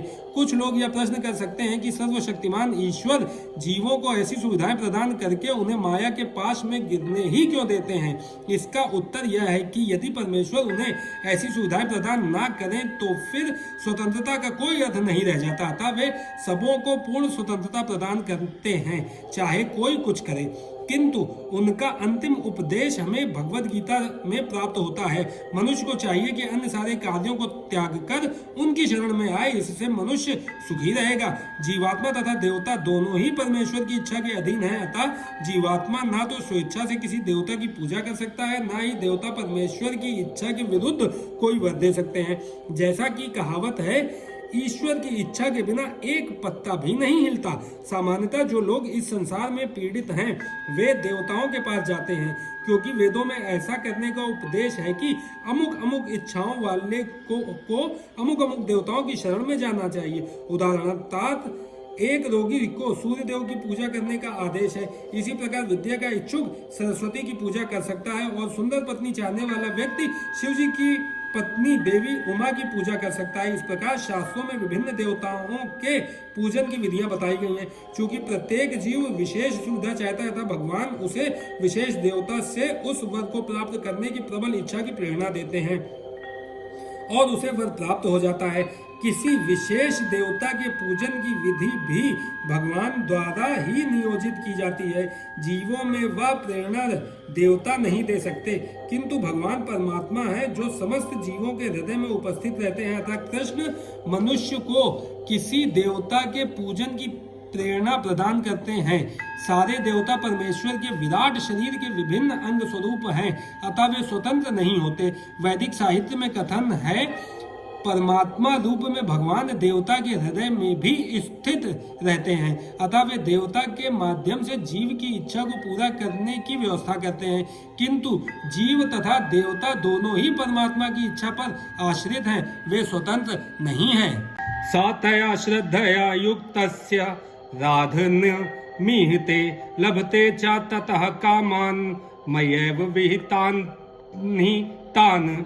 ऐसी श्रद्धा से समन्वित वह देवता विशेष की पूजा करने का यत्न करता है और अपनी इच्छा की पूर्ति करता है, किंतु वास्तविकता तो यह है कि ये सारे लाभ केवल मेरे द्वारा प्रदत्त हैं। तात्पर्य, देवतागण परमेश्वर की अनुमति के बिना अपने भक्तों को वर नहीं दे सकते। जीव भले ही यह भूल जाए कि प्रत्येक वस्तु परमेश्वर की संपत्ति है, किंतु देवता इसे नहीं भूलते। अतः देवताओं की पूजा तथा वांछित फल की प्राप्ति देवताओं के कारण नहीं, अपितु उनके माध्यम से भगवान के कारण होती है। अल्पज्ञानी जीव इसे नहीं जानते, अतः वे मूर्खतावश देवताओं के पास जाते हैं। किंतु शुद्ध भक्त आवश्यकता पड़ने पर परमेश्वर से ही याचना करता है, परंतु वर मांगना शुद्ध भक्त का लक्षण नहीं है। जीव सामान्यतः देवताओं के पास इसीलिए जाता है क्योंकि वह अपनी इच्छाओं की पूर्ति के लिए पगलाया रहता है। ऐसा तब होता है जब जीव अनुचित कामना करता है जिसे स्वयं भगवान पूरा नहीं करते। चैतन्य चरितामृत में कहा गया है कि जो व्यक्ति परमेश्वर की पूजा के साथ साथ भौतिक भोग की कामना करता है वह परस्पर विरोधी इच्छाओं वाला होता है। परमेश्वर की भक्ति तथा देवताओं की पूजा समान स्तर पर नहीं हो सकती, क्योंकि देवताओं की पूजा भौतिक है और परमेश्वर की भक्ति नितांत आध्यात्मिक है। जो जीव भगवत धाम जाने का इच्छुक है उसके मार्ग में भौतिक इच्छाएं बाधक हैं, अतः भगवान के शुद्ध भक्त को वे भौतिक लाभ नहीं प्रदान किए जाते जिनकी कामना अल्पज्ञ जीव करते रहते हैं, जिसके कारण वे परमेश्वर की भक्ति न करके देवताओं की पूजा में लगे रहते हैं। अंतवत्तु फलम तेषाम तद्भक्त्यल्यप मेधसाम देवान देव यजो यान्ति मद्भक्ता यान्ति मामपि। अल्प बुद्धि वाले व्यक्ति देवताओं की पूजा करते हैं और उन्हें प्राप्त होने वाले फल सीमित तथा क्षणिक होते हैं। देवताओं की पूजा करने वाले देवलोक को जाते हैं, किंतु मेरे भक्त अंततः मेरे परम धाम को प्राप्त होते हैं। तात्पर्य, भगवत गीता के कुछ भाष्यकार कहते हैं कि देवताओं की पूजा करने वाला व्यक्ति परमेश्वर के पास पहुंच सकता है, किंतु यहाँ यह स्पष्ट कहा गया है कि देवताओं के उपासक भिन्न लोक को जाते हैं जहाँ विभिन्न देवता स्थित हैं। ठीक उसी प्रकार जिस तरह सूर्य की उपासना करने वाला सूर्य को या चंद्रमा का उपासक चंद्रमा को प्राप्त होता है, इसी प्रकार यदि कोई इंद्र जैसे देवता की पूजा करना चाहता है तो उसे पूजे जाने वाले उसी देवता का लोक प्राप्त होगा। ऐसा नहीं है कि जिस किसी भी देवता की पूजा करने से भगवान को प्राप्त किया जा सके। यहाँ पर इसका निषेध किया गया है, क्योंकि यह स्पष्ट कहा गया है कि देवताओं के उपासक भौतिक जगत के अन्य लोकों को जाते हैं, किंतु भगवान का भक्त भगवान के ही परम धाम को जाता है। यहाँ यह प्रश्न उठाया जा सकता है कि यदि विभिन्न देवता परमेश्वर के शरीर के विभिन्न अंग हैं तो उन सबकी पूजा करने से एक ही जैसा फल मिलना चाहिए, किंतु देवताओं के उपासक अल्पज्ञ होते हैं क्योंकि वे यह नहीं जानते कि शरीर के किस अंग को भोजन दिया जाए। उनमें से कुछ इतने मूर्ख होते हैं कि वे यह दावा करते हैं कि अंग अनेक हैं अतः भोजन देने के ढंग अनेक हैं, किंतु यह बहुत उचित नहीं है। क्या कोई कानों या आंखों से शरीर को भोजन पहुंचा सकता है? वे यह नहीं जानते कि ये देवता भगवान के विराट शरीर के विभिन्न अंग हैं और वे अपने अज्ञानवश यह विश्वास कर बैठते हैं कि प्रत्येक देवता पृथक ईश्वर है तथा परमेश्वर का प्रतियोगी है। न केवल सारे देवता अपितु सामान्य जीव भी परमेश्वर के अंग अंश हैं। श्रीमद् भागवत में कहा गया है कि ब्राह्मण परमेश्वर के सिर हैं, क्षत्रिय उनकी बाहें हैं, वैश्य उनकी कटी तथा शूद्र उनके पांव हैं, और इन सबके अलग अलग कार्य हैं। यदि कोई देवताओं को तथा अपने आप को परमेश्वर का अंश मानता है तो उसका ज्ञान पूर्ण है, किंतु यदि वह इसे नहीं समझता तो उसे भिन्न लोकों की प्राप्ति होती है जहां देवतागण निवास करते हैं। यह वह गंतव्य नहीं है जहां भक्तगण जाते हैं। देवताओं से प्राप्त वर नाशवान होते हैं, क्योंकि इस भौतिक जगत के भीतर सारे लोग, सारे देवता तथा उनके सारे उपासक नाशवान हैं। अतः इस श्लोक में स्पष्ट कहा गया है कि ऐसे देवताओं की उपासना से प्राप्त होने वाले सारे फल नाशवान होते हैं। अतः ऐसी पूजा केवल अल्पज्ञों द्वारा की जाती है। चूंकि परमेश्वर की भक्ति में कृष्ण भावनामृत में संलग्न व्यक्ति ज्ञान से पूर्ण दिव्य आनंदमय लोक की प्राप्ति करता है, अतः उसकी तथा देवताओं के सामान्य उपासक की उपलब्धियां पृथक पृथक होती हैं। परमेश्वर असीम है, उनका अनुग्रह अनंत है, उनकी दया भी अनंत है। अतः परमेश्वर की अपने शुद्ध भक्तों पर कृपा भी असीम होती है। अव्यक्तम व्यक्तिमापन्नम मन्यन्ते माम बुद्धया परम भाव मजानन्तो ममाव्यय मनुत्तमम। बुद्धिहीन मनुष्य मुझको ठीक से ना जानने के कारण सोचते हैं कि मैं भगवान कृष्ण पहले निराकार था और अब मैंने इस स्वरूप को धारण किया है। वे अपने अल्प ज्ञान के कारण मेरी अविनाशी तथा सर्वोच्च प्रकृति को नहीं जान पाते। तात्पर्य, देवताओं के उपासकों को अल्पज्ञ कहा जा चुका है और इस श्लोक में निर्विशेषवादियों को भी अल्पज्ञ कहा गया है। भगवान कृष्ण अपने साकार रूप में यहाँ पर अर्जुन से बातें कर रहे हैं, किंतु तब भी निर्विशेषवादी अपने अज्ञान के कारण तर्क करते रहते हैं कि परमेश्वर का अंततः कोई स्वरूप नहीं होता। श्री रामानुजाचार्य की परंपरा के महान भगवत भक्त यामुनाचार्य ने इस संबंध में 2 अत्यंत उपयुक्त श्लोक कहे हैं। त्वाम शील रूप चरिते परम प्रकृष्टे सत्वेन सात्विकतया प्रबलैश्च शास्त्रे प्रख्यात दैव परमार्थ विदाम मतैश्च नैवासुर प्रकृतयः प्रभवन्ति बोधम। हे प्रभु, व्यास देव तथा नारद जैसे भक्त आपको भगवान रूप में जानते हैं। मनुष्य विभिन्न वैदिक ग्रंथों को पढ़कर आपके गुण रूप तथा कार्यों को जान सकता है और इस तरह आपको भगवान के रूप में समझ सकता है, किंतु जो लोग रजो तथा तमो गुण के वश में हैं, ऐसे असुर तथा अभक्तगण आपको नहीं समझ पाते। ऐसे अभक्त वेदांत, उपनिषद तथा वैदिक ग्रंथों की व्याख्या करने में कितने ही निपुण क्यों न हो, वे भगवान को नहीं समझ पाते। ब्रह्म संहिता में यह बताया गया है कि केवल वेदांत साहित्य के अध्ययन से भगवान को नहीं समझा जा सकता, परम पुरुष को केवल भगवत कृपा से जाना जा सकता है। अतः इस श्लोक में स्पष्ट रूप से कहा गया है कि न केवल देवताओं के उपासक अल्पज्ञ होते हैं, अपितु वे अभक्त भी जो कृष्ण भावनामृत से रहित हैं, जो वेदांत तथा वैदिक साहित्य के अध्ययन में लगे रहते हैं, अल्पज्ञ हैं और उनके लिए ईश्वर के साकार रूप को समझ पाना संभव नहीं है। जो लोग परम सत्य को निर्विशेष करके मानते हैं, वे अबुद्धय बताए गए हैं, जिसका अर्थ है वे लोग जो परम सत्य के परम स्वरूप को नहीं समझते। श्रीमद् भागवत में बताया गया है कि निर्विशेष ब्रह्म से ही परम अनुभूति प्राप्त होती है, जो ऊपर उठती हुई अंतर्यामी परमात्मा तक जाती है, किंतु परम सत्य की अंतिम अवस्था तो भगवान है। आधुनिक निर्विशेषवादी तो और भी अधिक अल्पज्ञ हैं, क्योंकि वे अपने पूर्वगामी शंकराचार्य का भी अनुसरण नहीं करते, जिन्होंने स्पष्ट बताया है कि कृष्ण परमेश्वर है। अर्थात निर्विशेषवादी परम सत्य को न जानने के कारण सोचते हैं कि कृष्ण देवकी तथा वासुदेव के पुत्र हैं, या कि राजकुमार हैं, या कि शक्तिमान जीवात्मा हैं। भगवत गीता में भी इसकी भर्त्सना की गई है। अब जानन्ति माम मूढ़ा मानुषी तनुमाश्रितम। केवल मूर्ख ही मुझे सामान्य पुरुष मानते हैं। तथ्य तो यह है कि कोई बिना भक्ति के तथा कृष्ण भावनामृत विकसित किए बिना कृष्ण को नहीं समझ सकता। इसकी पुष्टि भागवत में हुई है। अथापि ते देव पदाम्बुजद्वय प्रसाद लेशानुग्रहित एव ही जानाति तत्त्वं भगवन् महिम्नो न चान्य एको अपि चिरम विचिन्वन। हे प्रभु, यदि कोई आपके चरण कमलों की रंच मात्र भी कृपा प्राप्त कर लेता है तो वह आपकी महानता को समझ सकता है, किंतु जो लोग भगवान को समझने के लिए मानसिक कल्पना करते हैं, वे वेदों का वर्षों तक अध्ययन करके भी नहीं समझ पाते। कोई ना तो मनोधर्म द्वारा ना ही वैदिक साहित्य की व्याख्या द्वारा भगवान कृष्ण या उनके रूप को समझ सकता है। भक्ति के द्वारा ही उन्हें समझा जा सकता है। जब मनुष्य हरे कृष्णा कृष्णा कृष्णा हरे हरे हरे रामा रामा रामा हरे हरे इस महानतम जप से प्रारंभ करके कृष्ण भावनामृत में पूर्णतया तन्मय हो जाता है, तभी वह भगवान को समझ सकता है। भक्त निर्विशेषवादी मानते हैं कि भगवान कृष्ण का शरीर इसी भौतिक प्रकृति का बना है और उनके कार्य,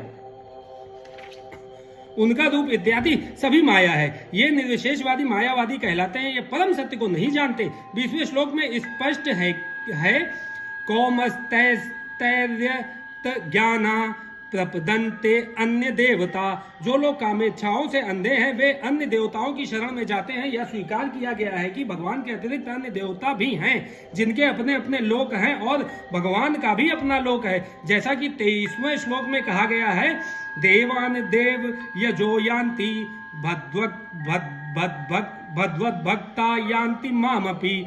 देवताओं के उपासक उनके लोकों को जाते हैं और जो कृष्ण के भक्त हैं वे कृष्ण लोक को जाते हैं। यद्यपि यह स्पष्ट कहा गया है, किंतु तो भी मूर्ख मायावादी यह मानते हैं कि भगवान निर्विशेष हैं और ये विभिन्न रूप उन पर ऊपर से थोपे गए हैं। क्या गीता के अध्ययन से ऐसा प्रतीत होता है कि देवता तथा उनके धर्म निर्विशेष हैं? स्पष्ट है कि ना तो देवतागण ना ही कृष्ण निर्विशेष हैं, वे सभी व्यक्ति हैं। भगवान कृष्ण परमेश्वर हैं, उनका अपना लोक है और देवताओं के भी अपने अपने लोक हैं। अतः यह अद्वैतवादी तर्क की परम सत्य निर्विशेष है और रूप ऊपर से थोपा हुआ है, सत्य नहीं उतरता। यहाँ स्पष्ट बताया गया है कि यह ऊपर से थोपा हुआ नहीं है। भगवत गीता में हम स्पष्टतया समझ सकते हैं कि देवताओं के रूप तथा परमेश्वर का रूप साथ साथ विद्यमान है और भगवान कृष्ण सच्चिदानंद रूप हैं। वेद भी पुष्टि करते हैं कि परम सत्य आनंदमयो अभ्यासात, अर्थात वे स्वभाव से ही आनंदमय हैं और वे अनंत शुभ गुणों के आगार हैं। गीता में भगवान कहते हैं कि यद्यपि वे अजन्मा हैं तो भी वे प्रकट होते हैं। भगवत गीता से हम इन सारे तथ्यों को जान सकते हैं। अतः हम यह नहीं समझ पाते कि भगवान किस तरह निर्विशेष हैं। जहाँ तक गीता के कथन हैं, उनके अनुसार निर्विशेषवादी अद्वैतवादियों का यह आरोपित सिद्धांत मिथ्या है। यहाँ यह स्पष्ट है कि परम सत्य भगवान कृष्ण के रूप और व्यक्ति दोनों हैं। नाहं प्रकाशः सर्वस्य योग माया समावृतः मूढ़ो अयम नाभिजानाति लोको मामजमव्ययम्।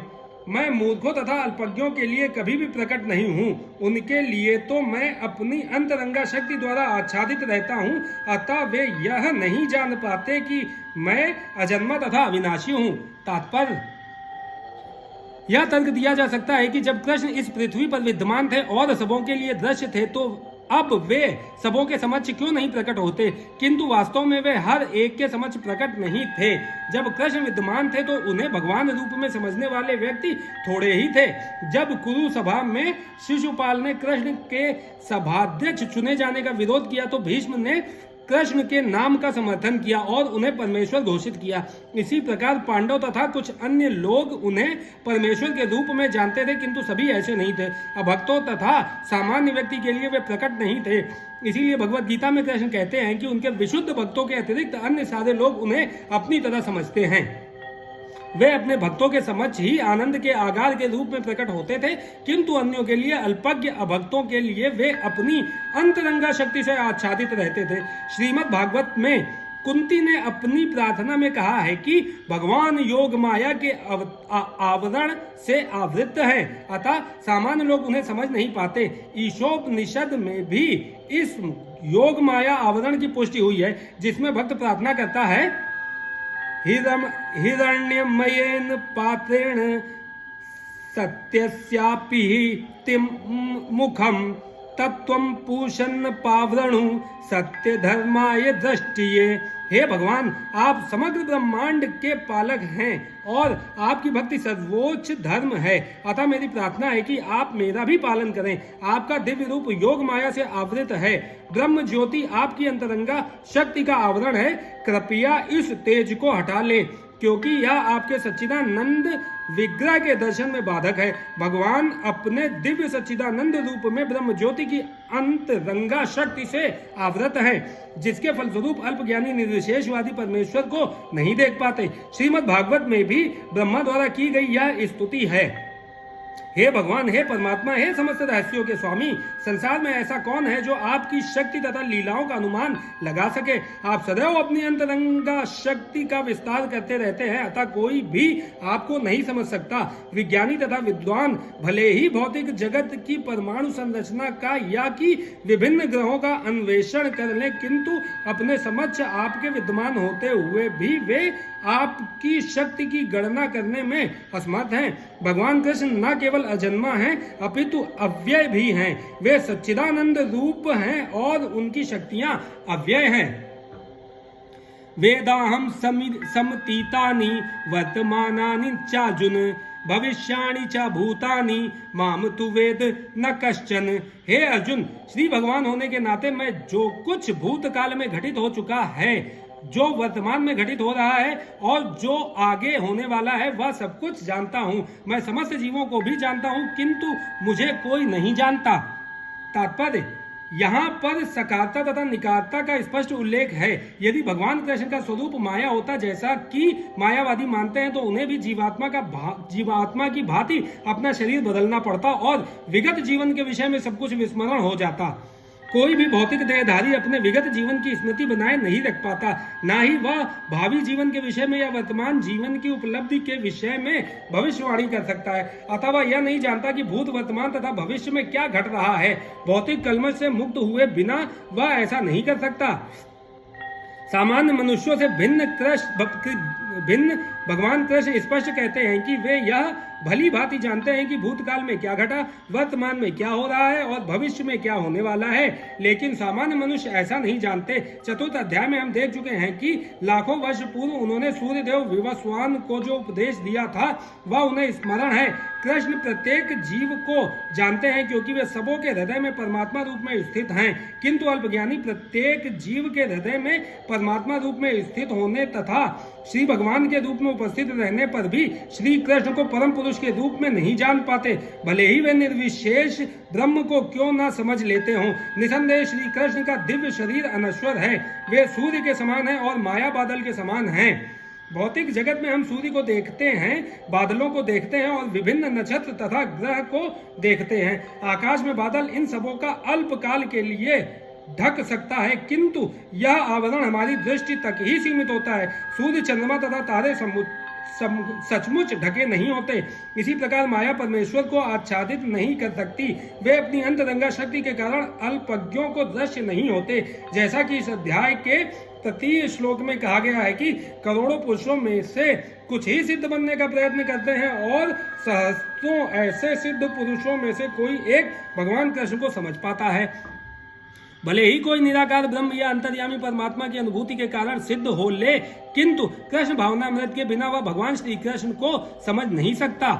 इच्छा द्वेष समुत्थेन द्वंद्व मोहेन भारत, सर्वभूतानि सम्मोहम सर्गे यान्ति परंतप। हे भरतवंशी, हे शत्रु विजेता, समस्त जीव जन्म लेकर इच्छा तथा घृणा से उत्पन्न द्वंद्वों से मोहग्रस्त होकर मोह को प्राप्त होते हैं। तात्पर्य, जीव की स्वाभाविक स्थिति शुद्ध ज्ञान रूप परमेश्वर की अधीनता है। मोहवश जब मनुष्य इस शुद्ध ज्ञान से दूर हो जाता है, तो वह माया के वशीभूत हो जाता है और भगवान को नहीं समझ पाता। यह माया इच्छा तथा घृणा के द्वंद्व रूप में प्रकट होती है। इसी इच्छा तथा घृणा के कारण मनुष्य परमेश्वर से तदाकार होना चाहता है और भगवान के रूप में कृष्ण से ईर्ष्या करता है, किंतु शुद्ध भक्त इच्छा तथा घृणा से मोहग्रस्त नहीं होते। अतः वे समझ सकते हैं कि भगवान श्री कृष्ण अपनी अंतरंगा शक्ति से प्रकट होते हैं, पर जो द्वंद्व तथा अज्ञान के कारण मोहग्रस्त हैं वे यह सोचते हैं कि भगवान भौतिक अपरा शक्तियों द्वारा उत्पन्न होते हैं। यही उनका दुर्भाग्य है। ऐसे मोहग्रस्त व्यक्ति मान अपमान, दुख सुख, स्त्री पुरुष, अच्छा बुरा, आनंद पीड़ा जैसे द्वंद्वों में रहते हुए सोचते रहते हैं, या मेरी पत्नी या मेरा घर, मैं इस घर का स्वामी, मैं इस स्त्री का पति हूँ। यही मोह के द्वंद्व हैं। जो लोग ऐसे द्वंद्वों से मोहग्रस्त रहते हैं वे निपट मूर्ख हैं और वे भगवान को नहीं समझ सकते। ये शाम त्वन्तगतं पापम जनानां पुण्य कर्मणाम ते द्वंद्व मोह निर्मुक्ता भजन्ते माम दृढ़व्रता। जिन मनुष्यों ने पूर्व जन्मों में तथा इस जन्म में पुण्य कर्म किए हैं और जिनके पाप कर्मों का पूर्णतया उच्छेदन हो चुका होता है, वे मोह के द्वंद्वों से मुक्त हो जाते हैं और वे संकल्प पूर्वक मेरी सेवा में तत्पर होते हैं। तात्पर्य: इस अध्याय में उन लोगों का उल्लेख है जो दिव्य पद को प्राप्त करने के अधिकारी हैं। जो पापी, नास्तिक, मूर्ख तथा कपटी हैं, उनके लिए इच्छा तथा घृणा के द्वंद्व को पार कर पाना कठिन है। केवल ऐसे पुरुष भक्ति स्वीकार करके क्रमशः भगवान के शुद्ध ज्ञान को प्राप्त करते हैं, जिन्होंने धर्म के विधि विधानों का अभ्यास करने, पुण्य कर्म करने तथा पाप कर्मों के जीतने में अपना जीवन लगाया है। फिर वे क्रमशः भगवान का ध्यान समाधि में करते हैं। आध्यात्मिक पद पर आसीन होने की यही विधि है। शुद्ध भक्तों की संगति में कृष्ण भावनामृत के अंतर्गत ही ऐसी पद प्राप्ति संभव है, क्योंकि महान भक्त की संगति से ही मनुष्य मोह से उबर सकता है। श्रीमद् भागवत में कहा गया है कि यदि कोई सचमुच मुक्ति चाहता है तो उसे भक्तों की सेवा करनी चाहिए। महत् सेवाम द्वार माहुर विमुक्ते। किंतु जो भौतिकतावादी पुरुषों की संगति करता है वह संसार के गहन अंधकार की ओर अग्रसर होता रहता है। तमोद्वारम योषिताम संगी संगम। भगवान के सारे भक्त विश्व भर का भ्रमण इसीलिए करते हैं जिससे वे बद्ध जीवों को उनके मोह से उबार सके। मायावादी यह नहीं जान पाते कि परमेश्वर के अधीन अपनी स्वाभाविक स्थिति को भूलना ही ईश्वरीय नियम की सबसे बड़ी अवहेलना है। जब तक वह अपनी स्वाभाविक स्थिति को पुनः प्राप्त नहीं कर लेता, तब तक परमेश्वर को समझ पाना या संकल्प के साथ उनकी दिव्य प्रेमा भक्ति में पूर्णतया प्रवृत्त हो पाना कठिन है। जरा मरण मोक्षाय मामाश्रित्य यतन्ति ये ते ब्रह्म तद्विन्दु कृत्सन्न मध्यात्मम कर्म चाखिलम। जो जरा तथा मृत्यु से मुक्ति पाने के लिए यत्नशील रहते हैं, वे बुद्धिमान व्यक्ति मेरी भक्ति की शरण ग्रहण करते हैं। वे वास्तव में ब्रह्म हैं, क्योंकि वे दिव्य कर्मों के विषय में पूरी तरह से जानते हैं। तात्पर्य: जन्म, मृत्यु, जरा तथा रोग इस भौतिक शरीर को सताते हैं, आध्यात्मिक शरीर को नहीं। आध्यात्मिक शरीर के लिए न जन्म है, न मृत्यु, न जरा, न रोग। अतः जिसे आध्यात्मिक शरीर प्राप्त हो जाता है वह भगवान का पार्षद बन जाता है और नित्य भक्ति करता है। वही मुक्त है। अहम ब्रह्मास्मि, मैं आत्मा हूं कहा गया है कि मनुष्य को चाहिए कि वह यह समझे कि मैं ब्रह्म या आत्मा हूं। जीवन का यह ब्रह्म बोध ही भक्ति है। जैसा कि इस श्लोक में कहा गया है, शुद्ध भक्त ब्रह्म पद पर आसीन होते हैं और वे दिव्य कर्मों के विषय में सब कुछ जानते रहते हैं। भगवान की दिव्य सेवा में रत रहने वाले 4 प्रकार के अशुद्ध भक्त हैं, जो अपने अपने लक्ष्यों को प्राप्त करते हैं और भगवत कृपा से जब वे पूर्णतया कृष्ण भावना भावित हो जाते हैं तो परमेश्वर की संगति का लाभ उठाते हैं। किंतु देवताओं के उपासक कभी भी भगवत धाम नहीं पहुंच पाते। यहाँ तक कि अल्पज्ञ ब्रह्मभूत व्यक्ति भी कृष्ण के परम धाम गोलोक वृंदावन को प्राप्त नहीं कर पाते। केवल ऐसे व्यक्ति जो कृष्ण भावनामृत में कर्म करते हैं, माम आश्रित्य, वे ही ब्रह्म कहलाने के अधिकारी होते हैं, क्योंकि वे सचमुच ही कृष्ण धाम पहुंचने के लिए प्रयत्नशील रहते हैं। ऐसे व्यक्तियों को कृष्ण के विषय में कोई भ्रांति नहीं रहती और वे सचमुच ब्रह्म हैं। जो लोग भगवान के अर्चा स्वरूप की पूजा करने में लगे रहते हैं या भव बंधन से मुक्ति पाने के लिए निरंतर भगवान का ध्यान करते हैं, वे भी ब्रह्म अधिभूत आदि के तात्पर्य को समझते हैं। जैसा कि भगवान ने अगले अध्याय में बताया है, साधिभूतादि दैवम माम साधि यज्ञम च ये विदुः प्रयाण काले अपि च माम ते विदुर्यक्त चेतसा। जो मुझ परमेश्वर को मेरी पूर्ण चेतना में रहकर मुझे जगत का, देवताओं का तथा समस्त यज्ञ विधियों का नियामक जानते हैं, वे अपनी मृत्यु के समय भी मुझ भगवान को जान और समझ सकते हैं। तात्पर्य, कृष्ण भावनामृत में कर्म करने वाले मनुष्य कभी भी भगवान को पूर्णतया समझने के पथ से विचलित नहीं होते। कृष्ण भावनामृत के दिव्य सानिध्य से मनुष्य यह समझ सकता है कि भगवान किस तरह भौतिक जगत तथा देवताओं तक के नियामक हैं। धीरे धीरे ऐसी दिव्य संगति से मनुष्य का भगवान में विश्वास बढ़ता है। अतः मृत्यु के समय ऐसा कृष्ण भावना भावित व्यक्ति कृष्ण को कभी भुला नहीं पाता, अतः वह सहज ही भगवत धाम गोलोक वृंदावन को प्राप्त होता है। यह 7वां अध्याय विशेष रूप से बताता है कि कोई किस प्रकार से पूर्णतया कृष्ण भावना भावित हो सकता है। कृष्ण भावना का शुभारंभ ऐसे व्यक्तियों के सानिध्य से होता है जो कृष्ण भावना भावित होते हैं। ऐसा सानिध्य आध्यात्मिक होता है और इससे मनुष्य प्रत्यक्ष भगवान के संसर्ग में आता है और भगवत कृपा से वह कृष्ण को भगवान समझ सकता है। साथ ही वह जीव के वास्तविक स्वरूप को समझ सकता है और यह समझ सकता है कि किस प्रकार जीव कृष्ण को भुलाकर भौतिक कार्यों में उलझ जाता है। सत्संगति में रहने से कृष्ण भावना के क्रमिक विकास से जीव यह समझ सकता है कि किस प्रकार कृष्ण को भुलाने से वह प्रकृति के नियमों द्वारा बद्ध हुआ है। वह यह भी समझ सकता है कि यह मनुष्य जीवन कृष्ण भावनामृत को पुनः प्राप्त करने के लिए मिला है, अतः इसका सदुपयोग परमेश्वर की अहेतुकी कृपा प्राप्त करने के लिए करना चाहिए। इस अध्याय में जिन अनेक विषयों की विवेचना की गई है वे हैं दुख में पड़ा हुआ मनुष्य, जिज्ञासु मानव, अभावग्रस्त मानव, ब्रह्म ज्ञान, परमात्मा ज्ञान, जन्म मृत्यु तथा रोग से मुक्ति एवं परमेश्वर की पूजा। किंतु जो व्यक्ति वास्तव में कृष्ण भावनामृत को प्राप्त है वह विभिन्न विधियों की परवाह नहीं करता, वह सीधे कृष्ण भावनामृत के कार्यों में प्रवृत्त होता है और उसी से भगवान कृष्ण के नित्य दास के रूप में अपनी स्वाभाविक स्थिति को प्राप्त करता है। ऐसी अवस्था में वह शुद्ध भक्ति में परमेश्वर के श्रवण तथा गुणगान में आनंद पाता है। उसे पूर्ण विश्वास रहता है कि ऐसा करने से उसके सारे उद्देश्यों की पूर्ति होगी। ऐसी दृढ़ श्रद्धा दृढ़व्रत कहलाती है और यह भक्ति योग या दिव्य प्रेमा भक्ति की शुरुआत होती है। समस्त शास्त्रों का भी यही मत है। भगवत गीता का यह 7वां अध्याय इसी निश्चय का सारांश है।